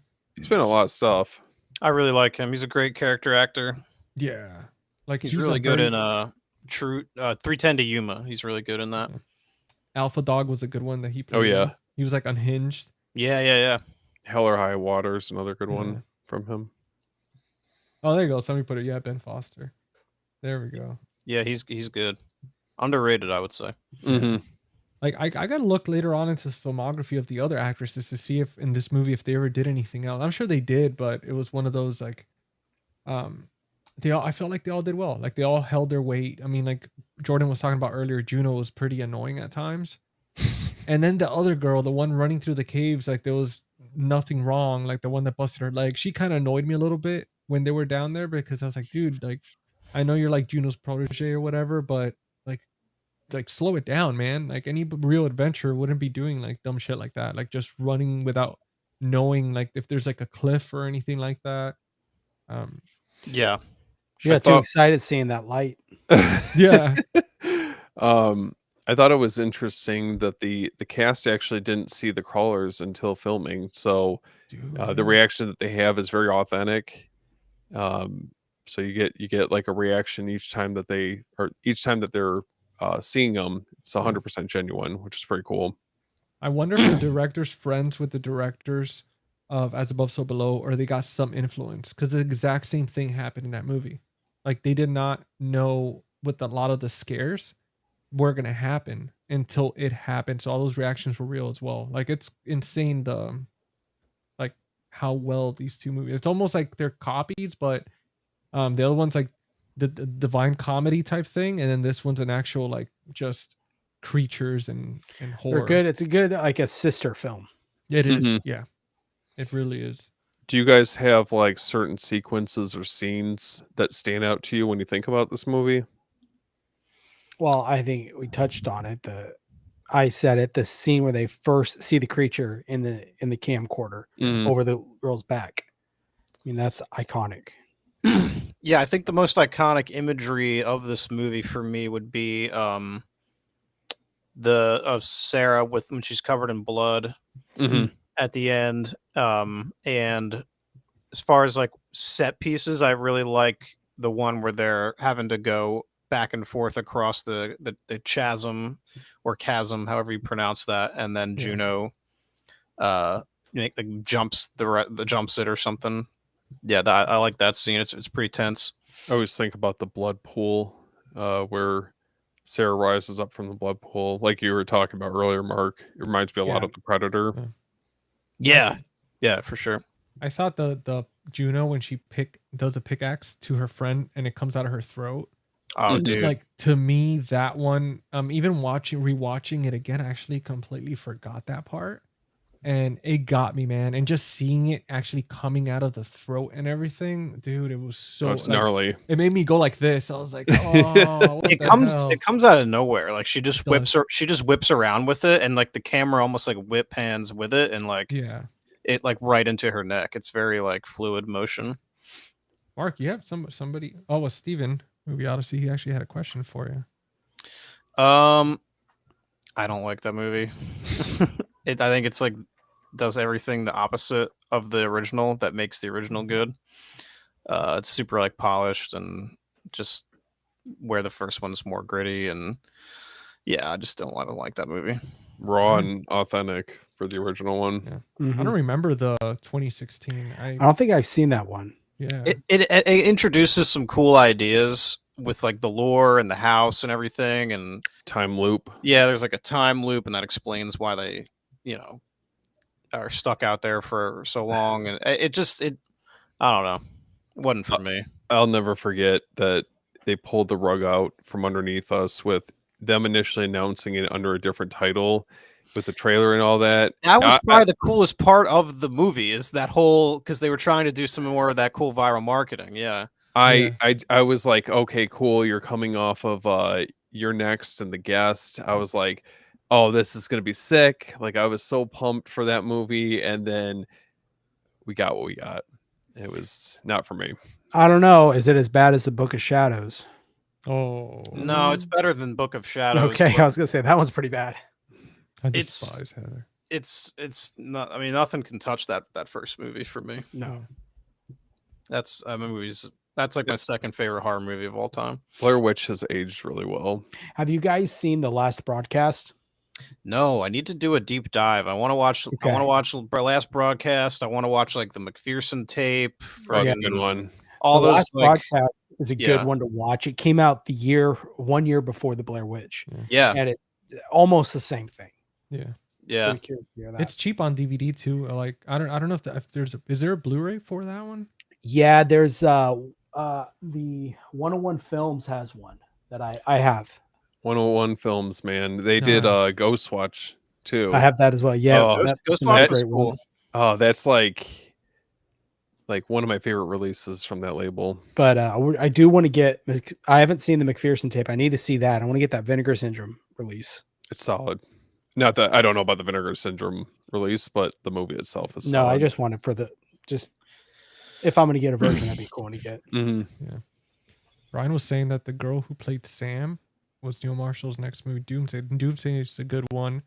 And I didn't know. That's really cool that the lead villain in Doomsday was one of the lead crawlers in The Descent. What a way to come up, man. From like being behind like makeup and all that to being like legit, like just coming on screen as yourself. That's awesome. Yeah. I don't think that I don't know, maybe I'm wrong, but I don't think that the follow-up films that Neil Marshall did have really come close to this movie. Yeah. It seems like it's this and Dog Soldiers Mhm. are the Yeah. ones that people talk about a lot. So Well, didn't Doomsday came out on 4K? Didn't they? I remember Brian did like Yeah, He Screen got it. Factory released it. yeah, because that one's pretty popular too. Like I mean, I think those are his like top 3. Wait, he did the newest Hellboy. I did not know that. Oh, wait, the Crooked Man or the one with David Harbour? David Harbour. Sorry, not Crooked Man. David Harbour. I can't even keep them all straight. He did the David Harbour Hellboy. Okay, That's funny. he did, huh? No, Mhm. no kidding. That movie is so forgettable. I don't remember a fucking thing about that movie. Atmospheric. That's a good one. 2019. Yeah, that's wild. I have Most no idea. atmospheric. Yeah, I No didn't know idea. either. Oh wait, what film is most The Mist for me. Vampire? You liked it, dude? You liked it? I had to say, I want to see what you think. I did. Atmosphere wise, man, it gives you that very just creepy, unsettling feeling. Yeah. Very Nosferatu-esque type of Yeah. just something's off. It's like you know that feeling when you see like an old photo, like old photo, and they're not smiling. Their Yeah. face just looks. It's just something's uncanny about that. That's vampires through the whole movie. Dude. So, but did you feel like you were happy like having it, or did you feel like what I enjoyed watching? Yeah. it, I like having it. I like what it is. I was a little confused at a couple spots, and I had to like Google it. Like, okay, why is he at this random person's house all of a sudden, and now he's helping them? Like, just all of a sudden, like, hey, welcome in, come on in. I don't know you, but come on. And then I thought he died for the longest time. Dude, I'm glad you liked it, man. Yeah, that's one of the main things about that movie. It's like so atmospheric and like Mhm. it's just so beautifully done. It was ahead of its time. They were one of the first horror movies that came out like that with that type of environment and everything, and inspired a lot of other stuff. Have you guys seen Carnival of Souls? Yeah. Oh yeah, That one's very atmospheric. great one. There's also this very underseen movie that I like called Night Tide. It stars a very young Dennis Hopper, and it's like a 60s sort of psychological horror film about this guy who's in the Navy, and he he like comes home and he meets this girl who works on the boardwalk, and she like may or may not be an actual mermaid. Like she pretends to be one on the boardwalk, but then she's like actually also maybe a siren. Like it's really cool. That one's very Well, atmospheric as well. If you want to talk about atmospheric, no further than what is it? That's true. I'm so shocked we got Doomsday on 4K. Why before can't the I think of Descent. it? Hold on, I should Yeah, know that- it's an Argento film. Oh God, Suspiria. There Suspiria. you go. Brian's right. That movie's got some great atmosphere. As soon as it starts with all that pouring rain, dude. Oh, dude. Well, the whole scene where I forget the character, but he has his dog and he's walking and he sees the statue up on that Oh, building. dude, that That shit whole is so sequence. creepy. Yeah. The music is like this, like chanting almost. It's very, it's like these shrill yells. Oh, dude, it get kind of like, it's so unsettling. Yeah, and the dog is like bugging out, and you're like waiting for something to happen. Yeah, I would have to say The Fog or Dead and Buried. The Fog has some great atmosphere. I still need to see Dead and Buried. I have not seen Dead and Buried. Yeah, it's very, very similar vibe. It's like just very uneasy, you know, kind of by the water, seaside type vibe. But you just know that there's something really sinister going on with each of the towns. You want a good modern atmospheric film, The Witch. Oh yeah, that movie is like oppressively atmospheric. Yeah. Like it feels uncomfortable. Well, most of it, I mean, almost all his films do that anyway. Yeah. Yeah, you know, he's Ooh, The great. Lighthouse, that's another one. Lighthouse. Oh, dude, I love The Lighthouse. History is gonna be so kind to The Lighthouse. The movie's gonna age very Mhm. well, I think. Sleepy Hollow was a good one. Sleepy Yeah, Hollow That was is another one. fantastic, dude. Yeah, that's a Yeah. great movie. That's Burton's best film in my opinion. I've always maintained that. I love Sleepy Hollow. Damn, It's a I want to great watch film. it again. Like, every And if you time- watch, that is a lot of well-known actors in it. Mm-hmm. Dude, there's so many great British like Hammer horror Mhm. like alums in that movie. It's awesome. Yep. Having gone back to it now, after Mhm. I've kind of cut my teeth a little more on all those movies, like the Hammer stuff, I mean I recognize it like a lot more people. You know which one's a really good one too, and it's very modern. It's I think it's called like Last Breath. It's with Woody Harrison.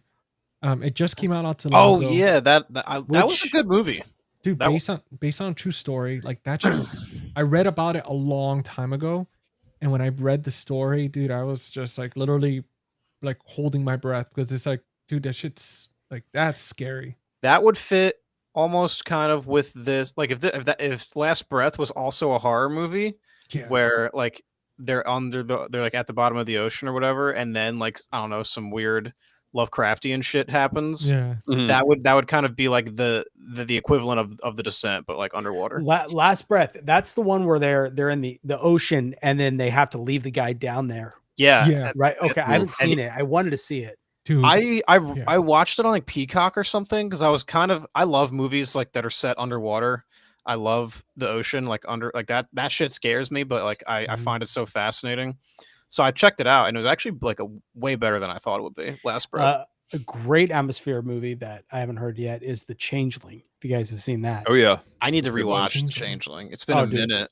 that's an amazing movie. I like to watch that one in the winter time because it seems I think that's the first time I watched it, and it's even set in November because I remember there's like a title card in the beginning. It's like snowing out in the Mm-hmm. yeah, so I associate that movie with the fall.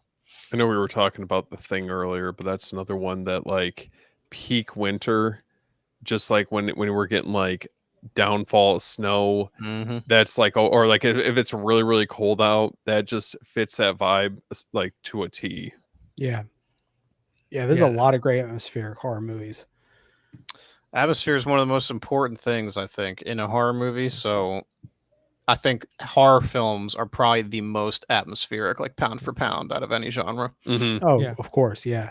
Especially like those forest type movies, like those horrors where you're like the horror movies when you're in forest, like The Ritual, which Yeah. deserves physical media, like a physical. I just media rewatched that not long ago. release. Dude, It it's holds so up pretty good. well. And It's a then good movie. Would the you guys forest? consider In a Violent Nature to be like more atmospheric? I feel like that's like one of the more recent ones I could think of Yeah. where it's like the forest is almost a It- character like It's a different take on the atmospheric Mhm. way of it. I love that movie. Yeah, same. I need to do a video on that one, like That's a breaking good it one. down. I love that movie so much. That 4K looks nice. I will say. I have that Very first nice. run Blu-ray that they did. Okay. I have Yeah. that collector's Blu-ray. Yeah, I might need to get a 4K just because I love the movie that much. Like I feel like you could easily make a good horror movie just by the environment alone. Like you could keep it so simple where you don't need like creatures or anything like that. Just keep it creepy. Somebody lost in the woods or something, some Mhm. time warp situation. Well, those you especially for me, a good haunted house film. Mhm. Yeah. I think all day. Like what was it? The Uninvited. Mhm. Dude, that's like the one from like the 50s, right? Mhm. Yeah, Yeah, I like that one. that's movie's scary. I Yeah. like that movie, dude. Those Yeah. movies are cool, man, because like movies that old are usually tough for me because it's mostly a lot of talking, and like I'm okay with that, but so like sometimes I just need a little more to get invested in, and that movie has that because like there's something so charming about those old 50s movies, the way they try to execute like scares and stuff, like Mhm. Mhm. and the way they show ghosts and everything. Like I don't know, there's just something so like charming about it, and I love. Yep. There's something creepy about it too because it's so old. Like there's just something, I don't know. It's hard to explain, but there's something creepy about the fact that it's It's 100 years. almost putting a film in black and white. Yeah. It Yeah. has it gives it atmosphere in of itself. Mhm. I Yeah. mean, I would also throw into the mix like the first Friday the 13th. Like I know that the other films, like the sequels that followed, definitely had their fair share of atmosphere, but that first one, there's just something about it, that camp aesthetic, Yeah. that Mhm. just feels like it could have been just as easily one of us that would have been attending this camp, and you get a feel for like the isolation of them being out there, and I don't know. I think that that's one thing that that first movie does really, really well. Yeah, the scene when like with Kevin Bacon right before it's about to rain Yep. and he's like commenting on that, it feels so cozy. Yeah. Because Yep. they're like, man, I wish I was at that camp and I could just like go in a cabin right now and just like watch the rain outside. Hear the thunder rolling Yeah, in. dude, that sounds Yep. like the fucking best, man. I love that part of that movie. It's such a innocuous part, but I always love that part. Dude, speaking of rain, we can't even pass over Seven or The Bone Collector. Like movies like that where it's just constantly raining all the time, that environment, and then it's Yeah. like just him going around, just they're always soaked and always having to deal with like some type of murder. Like those are pretty good too. Like those type of A very gritty feel to them. Yeah, almost that noir type of yeah. vibe. That's what's Yeah. good about these old horror movies, man, because you put them black and white a lot of like the other movies, but in the end of the day, it's just I think that the more resolution we have, like it's good for colorful movies and stuff like that. But it's like you watch the Nightmare on Elm Street movies on DVD, and that ruggedness, it's what makes it like that raw ruggedness is Mhm. what makes these type of movies. Like I feel like The Descent, to be honest, like it's I know if they do it a 4K, it's gonna look more cleaned up and a lot of the dark's gonna look better and everything. But it's just one of those movies that ruggedness kind of like helps it because there's so much CGI in this film, like again with the bats, that on Blu-ray it looks so cheesy that imagine it on 4K. Like Well, that's everyone's issue, and same with mine of 28 Days Later getting a 4K. yeah, exactly. It's one of those that You just know? belongs there. I care less about 28 Days Later having a 4K so much as just being available and not out of print. Just re-release maybe a new Blu-ray with some Yeah. That's Yeah. that's what I think we need. with some new art. Because I just want to own that movie. I only watched it earlier this year for the first time. Oh, Yeah. no way. Yeah, before Years came out, I finally went back and watched the first two. It was one of the bigger blind spots for me as far as horror movies go, and I love it. I think that first one is like a masterpiece. Yep. And the second one's not as good, but it's still very good. And then Years, I thought was phenomenal. I really like Years as well. You liked it? I thought it was great too. Dude, yeah, it was very divisive, but I liked that about it. I mean, It worked. I liked. It worked for me. I thought everything it was doing. Yeah, that's the best way to put it. It either worked for you or it didn't. What I said, and then I do want to address. I saw you brought up his question. Yeah, I want to talk about this comment too. What I always said is I think what kind of hindered the movie is the long gap they gave between weeks and years. Mhm. Not just in obviously of release, but in storytelling, because there's a lot that could happen in between of how we went through this. You know, we ended up, what is it? In the 28 weeks ended up in France, and you started to see that start to fall apart in Yeah. Paris to now we're living on an island. So I feel like a lot of people were more thrown off by, had more questions than answered, and they weren't happy with that. I'm in wait and see mode for like the Yeah. sequels because I know they have 2 other ones in the works, or I know one of them's already done, but yeah, I don't know. It's kind of tough because I feel like that first one was just such a important movie that was released during that time, and you know, you obviously had that going, you know, like standing next to movies like Hostel and Saw, you know, House of Yeah. a Thousand Corpses all around the same time. So, very, very unique time, I feel like, for the horror genre for sure. Yeah. Yeah, it I think another thing is just that I didn't have all those years of baggage about what I wanted this new one to be. I literally watched the first 2 and then just went and saw the third one, so I wasn't as maybe invested as some people, so I was able to just kind of you know, go into it. But I do want to talk about this Van Helsing comment that that Brian brings up, because I agree. I love that movie. I'm a Steven Sommers truther. He's the guy who also did The Mummy and The Mummy Returns. I love The Mummy, one of the best, unironically, one of my favorite movies ever made. Yeah. And I also Yeah. really enjoy Van Helsing. It's not perfect, and if you told me it was not good, I wouldn't even argue with you, really. Yeah, But I that's just fair. I friggin' love it, dude. It's so corny, and Yeah. but it's got a lot of great qualities to it. You know, I mean, they were still making movies with practical sets. They were infusing it with CGI as well, but it was in that sweet spot where they weren't as reliant Yeah.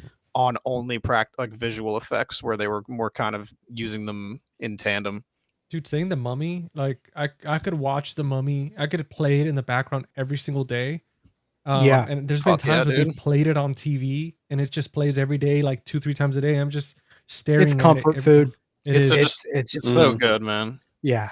I saw it in theaters last year, and they gave me one of the fucking posters. It's like this cool limited edition poster that has like this gold border over like the normal theatrical poster That's art, cool. and it says 25th anniversary, and it's like I have to get a frame because it's it's like 29 by 41, so it's like an extra inch, so you have to get a special frame because it's the movie theater one sheets and not like the regular kind of. It's annoying. The frame is like $100, so it's still in my closet, but I definitely want to frame it at some point. Dude, That's speaking cool. of speaking of inches, somebody says here 20 20 inches inches. later was solid. Yeah. Steven. Yeah, that was funny. I mean, that alpha was not messing around. That's all I'll say. Yeah. Somebody, and then William said, I don't agree with that. Ain't a Violent Nature is a modern movie, and 28 Days Later was shot on like a 480p camera. So that's the reason that the movie isn't gonna look better on a like it physically. The elements that they have are just not gonna. It's not gonna do Mhm. anything. Like you Well, don't. In a It's a Violent stark Nature- contrast. Yeah, In a Violent Nature is a very natural looking film, and by nature, no pun intended. But Right. you know, it makes Well, me I'm just- think of like the nature documentaries. Like it's very, you know, you get those always show up in 4K. Yeah. So I think that's why for me, I thought it was perfect for 4K. in my opinion. Absolutely. Yeah. I don't think it's an apt comparison, but It will be so interesting to see if they're able to stick the landing for the sequel. I just I hope can it's they good, can they yeah. continue with the how do you say it, the way they shot it? Can they continue and do that again? Will it have the same impact? yeah. I hope so. I hope they also don't get like scared up by some of the feedback that it's gotten and try to like pull back on that plot that they've thrown in. I hope that they like double down and get even weirder. That's what I hope they do. I hope they reveal that one chick was is the actual killer. Yeah, yeah. And I also don't know I like how that. I don't know how they're gonna introduce Cillian Murphy. Like I feel like that's gonna be weird. Like how do you handle? Oh how wait, do you- which one are you talking? I'm sorry, sequels. What are you guys talking about? Oh, I'm talking about 28 Oh, my years bad. later. I'm was- talking about In a Violent Nature. Jordan, I'm with you. Oh, That's what I shit. thought we were talking about. I was like, That's why I said Cillian Murphy's in it. I was My like, that's bad. interesting. No, I don't know if they're going to be able to do the same kind of filming they did with the first In a Violent Nature. for Oh, the that makes a sequel. lot more sense. Yeah. Yeah. Okay. No, I'm with you now. My I bad. thought we were talking Um, about the Descent Part 3. I was like, oh shit, Cillian Murphy's gonna be in the cave too. I'm excited for In a Violent Nature too, man. I think Yeah. I think they have Bring- potential to bring do in something Jason. cool. Dude, I don't want to go on the tangent. I love In a Violent Nature. I love how it feels like it's like part 3 of a movie series that we haven't seen the first 2 of, and Yeah. Yep. it's ripe for a sequel. I think it's gonna be dope. I think Listen, if awesome. anyone ever wants to talk about that for Cinema Rewind or any other reason, let me know because I Hey, I there love you that go. movie. I'm in, man. Put it on the calendar, GC. You know what? I mean, we might have to. I mean, it is Enough Cinema time has Rewind. passed, right? We can get away with it. What, it's been a year. It's only been We could only rewind for like a second, but hey, Yeah. you know what? you know know, what, gotta that- get everyone ready for the sequel. I don't see why not, man. I know. I mean, so far what we have, maybe we could do it for Halloween or something. I know we have next No, week. we got to do have, Halloween. Do I? We got to do Halloween for Halloween. Let's do Which it. one, Let's- Rob Zombie? Ooh. No, 1978 Halloween. But if we're gonna do it, we have to watch the Laserdisc. Like that's the only way. We gotta watch the original Laserdisc. And Are you gonna buy me a Laserdisc player and the No. Laserdisc for this? I think that's what GC was saying. You heard Yeah, it I here don't- I first, don't- everyone. I don't have a Christmas giver. Laserdisc player. Dude. I'm not able to do that. I know next week Barbarian. I'm excited Yeah. for that. Like, oh my god, there's Man, so it's much. been to a get- minute since I've seen that. I'm excited to go back. I'm and excited watch for a it. rewatch. Dude, I watched it. I think it was like a month ago, a month and a half, because I have a Blu-ray, and obviously it's not like a legit one, but it might as well be. Like it's high quality. Like you can't even tell the difference. It came with subtitles and everything. I And I need paid that. like $8 for it. You know I need- another I need movie we that. should talk about is *Malignant*. Dude, Oh, And it's a good Oh, one. I sign love me up. Malignant, dude. Italian Sign me vibes up. throughout Oh that movie. man, You guys are on the right side of history, right? You Yeah. like you like Malignant, right? yeah. Yeah, Oh oh, yeah, yeah. Oh, yeah. 100%. That was a good Dude. movie. I love Malignant, dude. The movie's That might so, be- so Are you keeping good. track of all these? Dude, so I think Malignant would be good to do on the I think on the 18th of August for that one, because I know Aaron from A&B Horror is going to be our guest for for one of those episodes. So maybe that'd be a good one. He also down. brought up The Faculty, It's a good one. Disturbing Behavior was another one. Did he say The but- Craft? Was that another one? I don't If I remember remember. correctly. Maybe I saw That's that. a We good saw that movie. in comments or something. You guys don't want to talk about *Queen of the Damned*? Ooh, Never seen that. I haven't the either. sound. I just You've never seen Why- it, No. Never seen it, man. dude. The soundtrack is so damn good. Yeah, it really is. Let's see something here, because I got distracted with all the future episodes. I was like, wait a minute. Brian was saying something about 25 weeks later. Oh yeah, it's gonna be mostly AI probably.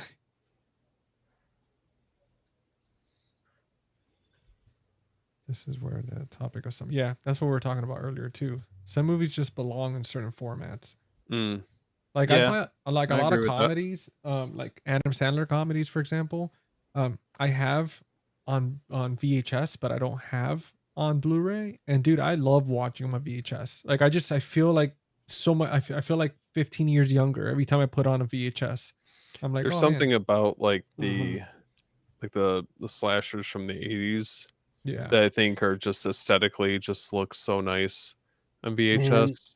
I need to get Definitely. Halloween on VHS. That's the Damn, Jeff, why are you doing that to him, man? And there's the- a and lot the- of releases that there's like the Blockbuster one that's not that expensive for Halloween. That's the one I have. no. I want the media, Yeah, I want that one too. the one that has the double flap. Yeah, I want that one. I want them all, honestly.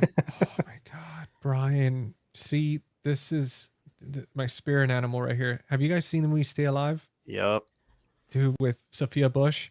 Stay This one- alive. This one needs a rewind. It's stuck on DVD. It's but a this video one- game movie Yeah, dude. Where with they're, Frankie like- Muniz. where they're like in a survival horror game. Yeah. It's Yeah, I have very fond memories of that movie. I haven't seen it in a minute. It's Dude. probably not it's not like good, but it's like it's fun. It's fun as hell, and it's got a really cool concept. I think the movie has a lot more potential than it actually delivers on. But it's really it's a movie that people would go nuts for if it came to Blu-ray. Dude, the concept of it too. It's I think not to, cause I don't want to spoil it for anybody that hasn't seen it, but the concept of the evil person in the movie, it's based on a certain history of a certain person that really did those things, which makes it so much better. Anytime you have one of these movies and it's like based on actual history, they tie that in pretty well. Yeah, and like the video game segments they have that sort of PS2 era quality. yeah. Graphics, and it's very nostalgic, and I enjoy that a lot about it. 100%. Well, let me start writing these down, man. So, all right, so we got some ideas here. Well, dude, I think we're pretty stacked up now. Dude, yeah, Christmas would be a good time too to do like some Christmas horror films. You should Silent Night, Deadly Night. Yep. Oh, just guys- Black Christmas, Yep. You guys should definitely do that. Krampus. Ooh, Krampus. Hey, dude, I like that movie. I think I that's do a too. fun movie. Krampus is dope. I like Give me Krampus some. too. Give me some Tony Collette I watch it all every. day. I watch it every year. Christmas Evil. Christmas Oh. Evil. Hmm. I think I watched Christmas Evil. I don't remember much about it. Jack Frost. We need to- Crywolf was a cool little. It's like a pocket in time. Hmm. Yeah. That movie where like internet messaging and text messaging were like in their infancy. It hasn't aged terribly well, but it's a fun little like time capsule. I think that's gonna be another one too. I mean, everybody's like going. I vaguely remember. I remember watching it and liking it, but I don't remember too much of the story, so I'd have to redo it. Do you see it? I think Go ahead. I'm sorry, I was just gonna say I think Bon Jovi's in it in a weird acting role. Really? Yeah, I think Bon Jovi plays like the principal of the school that they're in. I don't know why I always remember that. GC and I were talking about Silent Hill earlier. Oh, dude. that's Like, man, Yeah. that's another movie that I forgot how good it was. I Dude, love. for Christmas. We can talk about Christmas, Bloody Christmas. You guys Mm. ever seen that one? Yeah, I No. watched that one back when it came out on Shudder. It was all right. I didn't love it. Robot Santa. Yeah, it didn't really deliver much on the Robot Santa, like because it's just a guy. It doesn't. It looks like a guy for 90% of it, and then I think he maybe is a robot in like the last 5 minutes.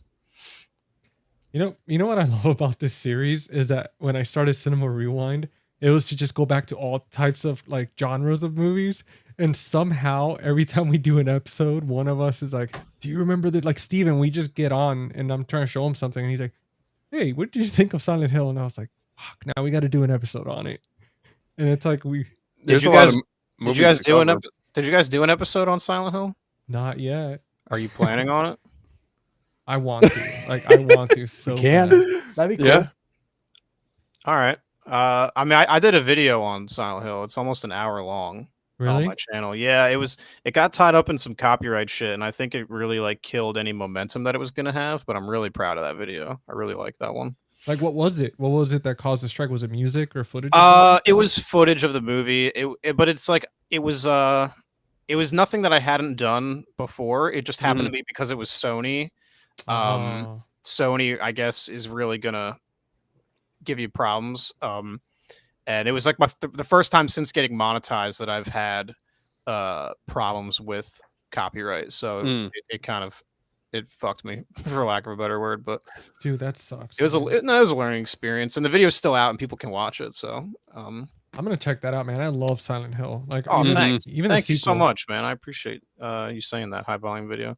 Yeah. I think it's the best video game movie ever made.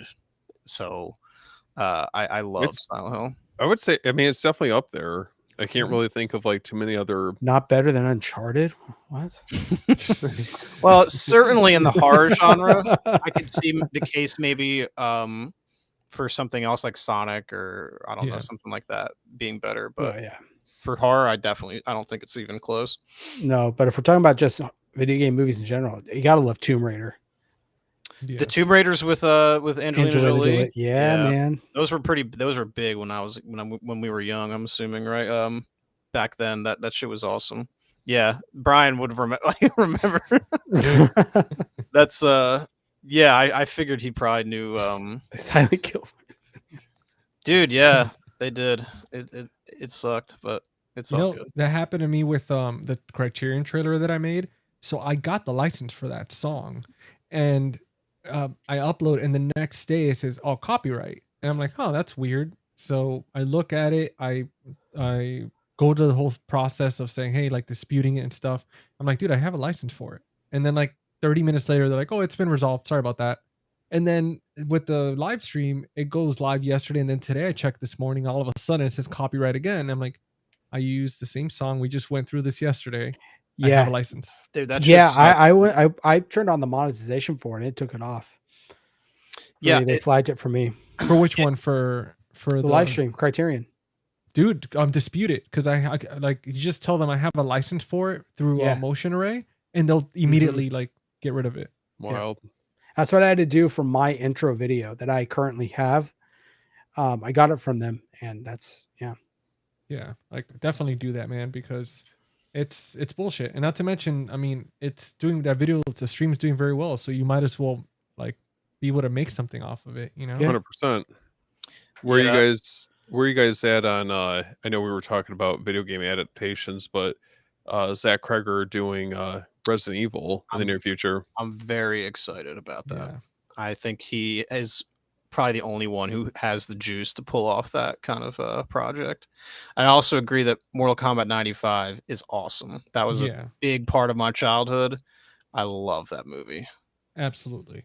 It's not good, but it's fucking but it's fucking awesome. Yeah. And that's really all there is to say about that. It's like, hey, those are $500 sunglasses, asshole. Dude, I mean, I'm actually excited for the new one too. The trailer looked pretty cool. Yeah.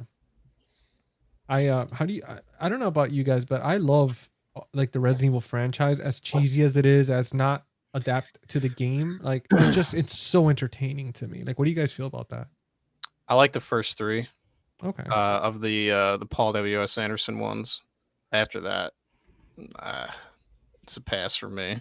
It's not the games, and the games are what I love, and they're just kind of doing this other thing, and I'm like, well, it's not really the games though, is it? Like, like this other thing they're doing was just kind of random. It felt like they're just talking. I don't know. I hate it. It feels so obvious. Like, just do the game. Just make the game. You have this blueprint. Just make that. But they keep insisting on doing this other shit. Thank you so much for that compliment, by the way, man. I appreciate that, dude. So overall, guys, to turn it a little bit around, because I know we've kind of strayed off of the set, haven't we? It's fun though. I like talking about this stuff with you guys. Oh, absolutely, man. Like, I mean, that's the thing too. I like doing these like episodes because once you go over the whole movie, like it kind of leaves it open for everybody in the chat to kind of either if they want to keep talking about the movie or throw other stuff in that relates to it, which a lot of stuff we talked about does. Like, yeah. What do you? Everyone in the chat is also saying really has a lot of great questions and stuff, and it's they're fun. No, absolutely, man. That's what happened to me yesterday too. Like, our stream went like over 3 hours, and that was not the intention, but time flew by. And then afterwards, I was like, guys, I'm so sorry it took 3 hours. And they're like, dude, I didn't even realize. Like, I was having fun. I was like, okay, thank God. Yeah, it goes by quick when you're talking about stuff you're actually into. I don't get to talk about this shit at work, so yeah, same here. Raccoons. So that movie, ooh, they were getting closer. Yeah, they were starting to get it because the problem is they tried to adapt the first and the second game, and they also do a lot of character assassination. Like, Leon is not Leon. It's stuff that if you've played the game and then you're like, oh, that's supposed to be this person that I'm super familiar with. I don't buy that for a fucking second. So like that immediately killed it. But they're getting closer. And now I really think that hopefully with Zach Kreger, he's going to be able to take all the lessons that we've learned up to this point and really make something special. Yeah, I agree. And what did you guys see Until Dawn? No, but I saw it's on Netflix and I want to check it out. I'm going to probably do that soon. Okay. Yeah, I haven't seen it. Me neither. Yeah, I know it's on Netflix now because someone told me it the other day, and I want to check it out and just see how it is because I've never played those games before, but I know people love them. Sorry, Steve. I think I cut you off. Oh no, you're good. But I was just kind of noting on the Resident Evil movie that Zach Cregger is working on. I know he mentioned that he wants it to be a faithful adaptation to the original games. Yeah. But he kind of wants to put his own spin on it, which I think it makes sense. I mean, I don't know if I would really want the first game just basically adapted to screen. I don't know.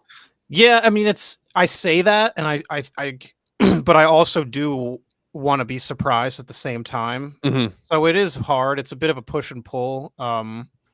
But I think once I see Weapons next week, and I have 2 Zach Cregger films to look at, and not just Barbarian, For sure. I'll be able to be like, okay, I really feel a lot better about his Resident Evil now. But I mean, as Yeah. it sits, I'm already very excited. So Weapons Yeah. just looks very ambitious. I haven't seen any trailers for Weapons. I'm going in totally blind. For Resident Evil. I'm interested to see. I would love to see them tackle the newer Resident Evils, like 7 Biohazard. Oh yeah.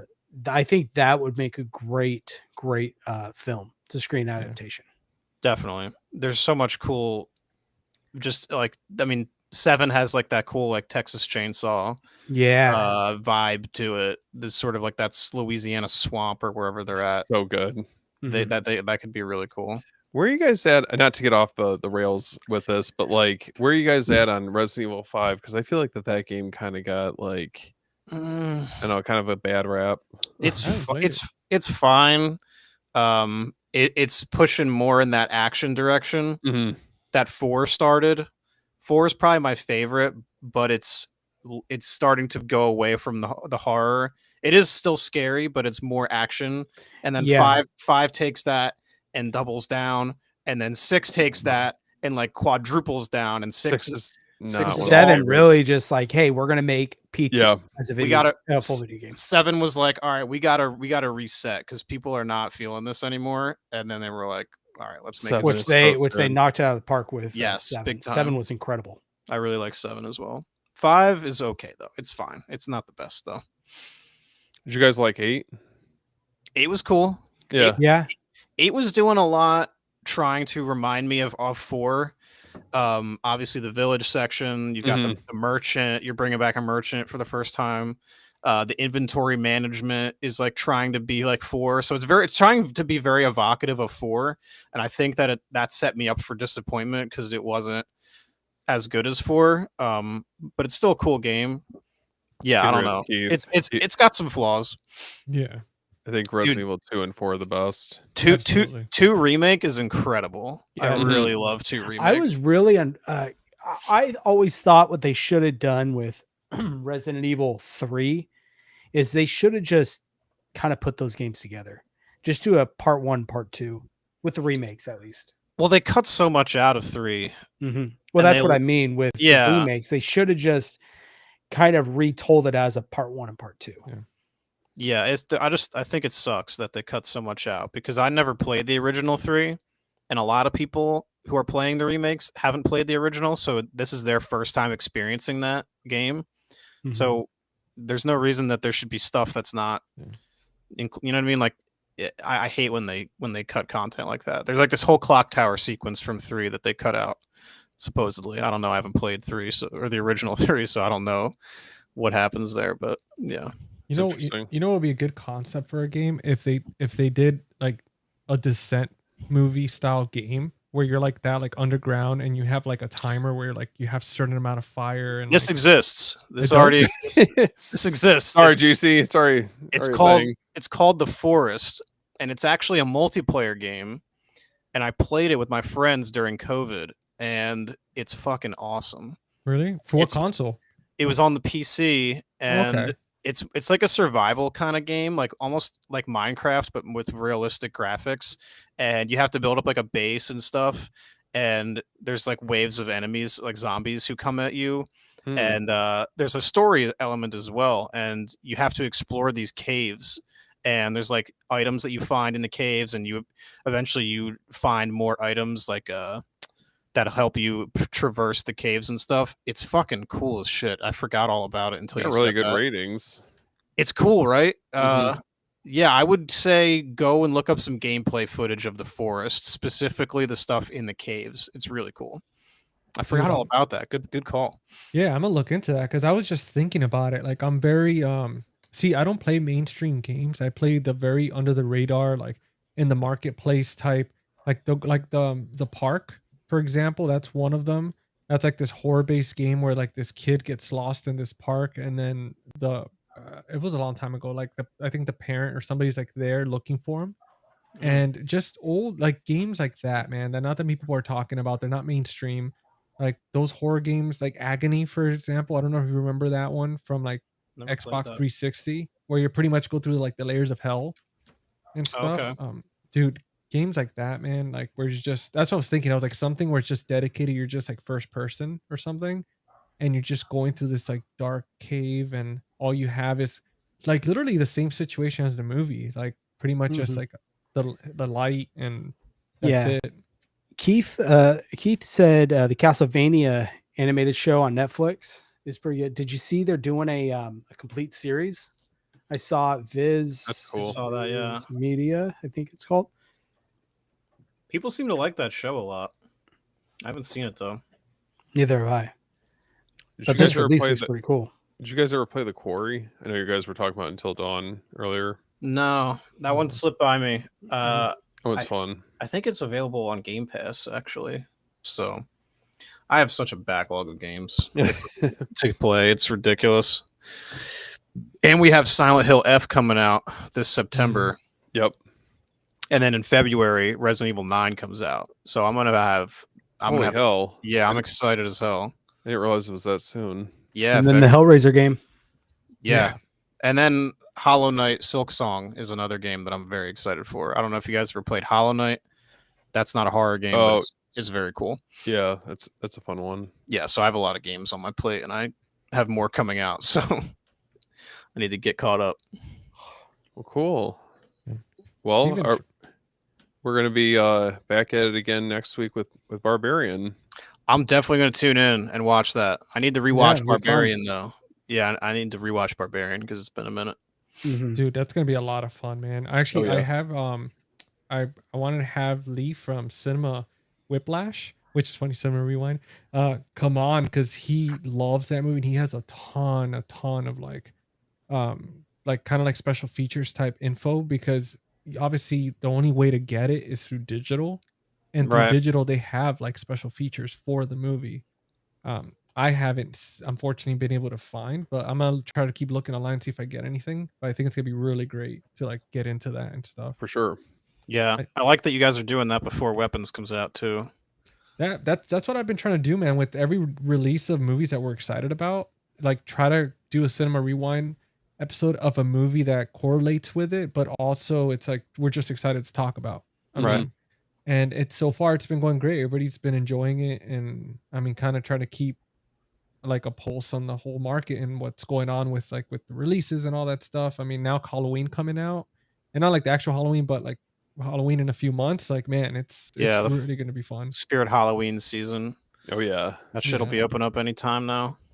I can't wait for that. That's gonna be fun, I'm Well- ready for summer to be over, man.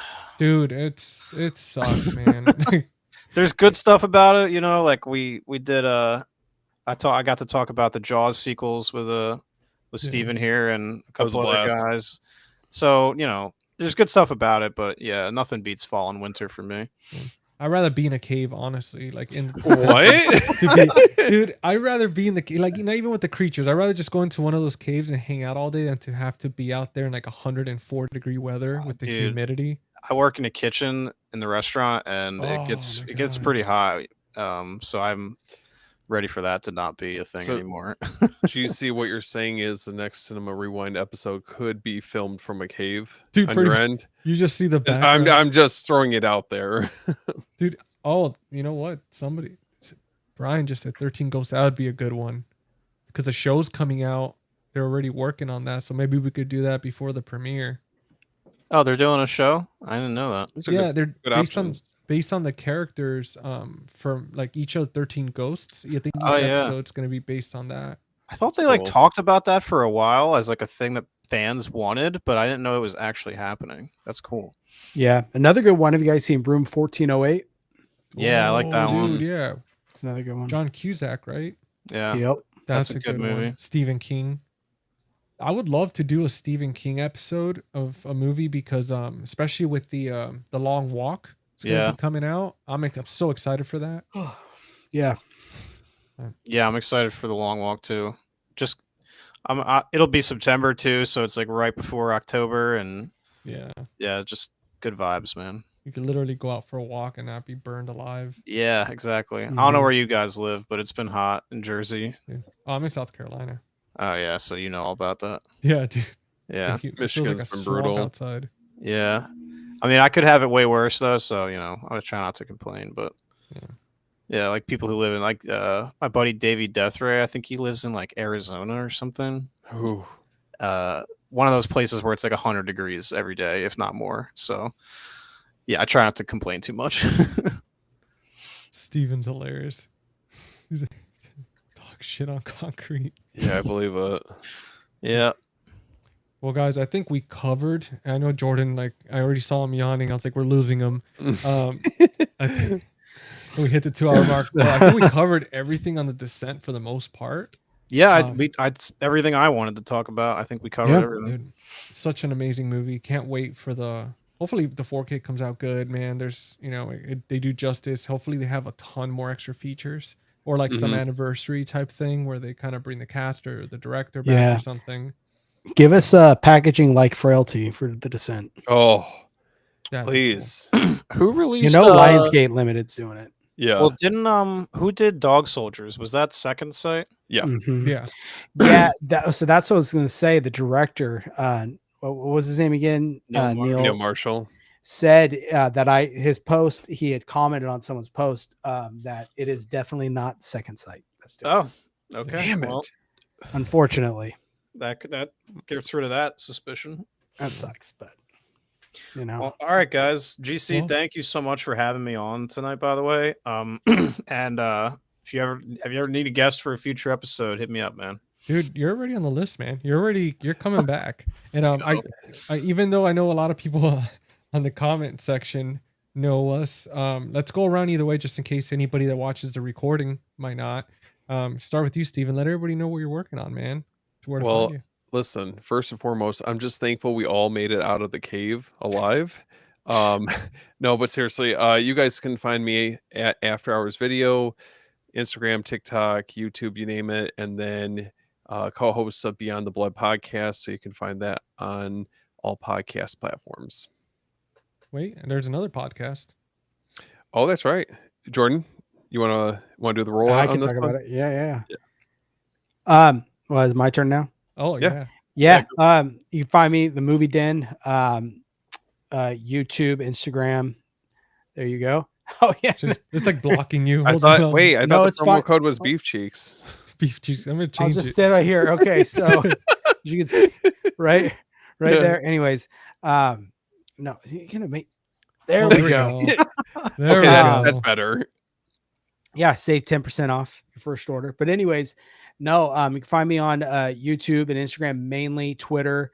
I keep saying this and I keep failing, but I need to do it. I need to get back onto TikTok. I have a couple of videos, but it's just another recording that I have to do. So that's the only Yeah. thing. Podcast that GC kind of mentioned and Steve failed to mention is that Oh, thanks. Listen, man, I was trying to let you put the shine on this. I'm just kidding. If you guys saw, we started 2 months ago called Fear by Year, where we're going each year. We are talking about certain horror movies within that year. Started with 70 through 77, 79 or 78, and coming up here pretty soon. Just got to get on the schedule. Will be 79. But we are kind of transitioning and changing it up a little bit. Originally, it was live. It's turning into a podcast, but it's also going to be a recorded, you can an actual video on YouTube. So we're still ironing that stuff out. But all that to say, the first episode is on Spotify and Apple Podcasts. Fear by Year. First episode is up, and that is hosted by me, Steven, and Chris, Bearded Film Guy. So And you can catch it Mark out was there. on an episode. And Mark, yeah, so the Yeah. one that's up, you're not on, but Nah, the it's all next right. episode you will be. That goes up on the Nice. podcast. That is going to be your episode. Sweet. What Yeah. That about was a you, good Mark? time too. That's cool that you're making it a podcast. I think it's a good idea. Yeah. What about you, Mark? Let, Oh, let and then I everybody guess know where to that find you. I guess that's me now. Yeah, you can find me on YouTube and Instagram at Tales from the Shelf. And I alluded to it earlier. Summertime, much lighter on content. It's just harder to get stuff done. But come fall and winter, you can expect to see a lot more stuff. I like to do my video essays where I really do deep dives on movies, but I also like to have my physical media topics as well that I like to chime in on stuff and kind of just talk about how I like to collect stuff. So Mark likes to keep you in check as a collector.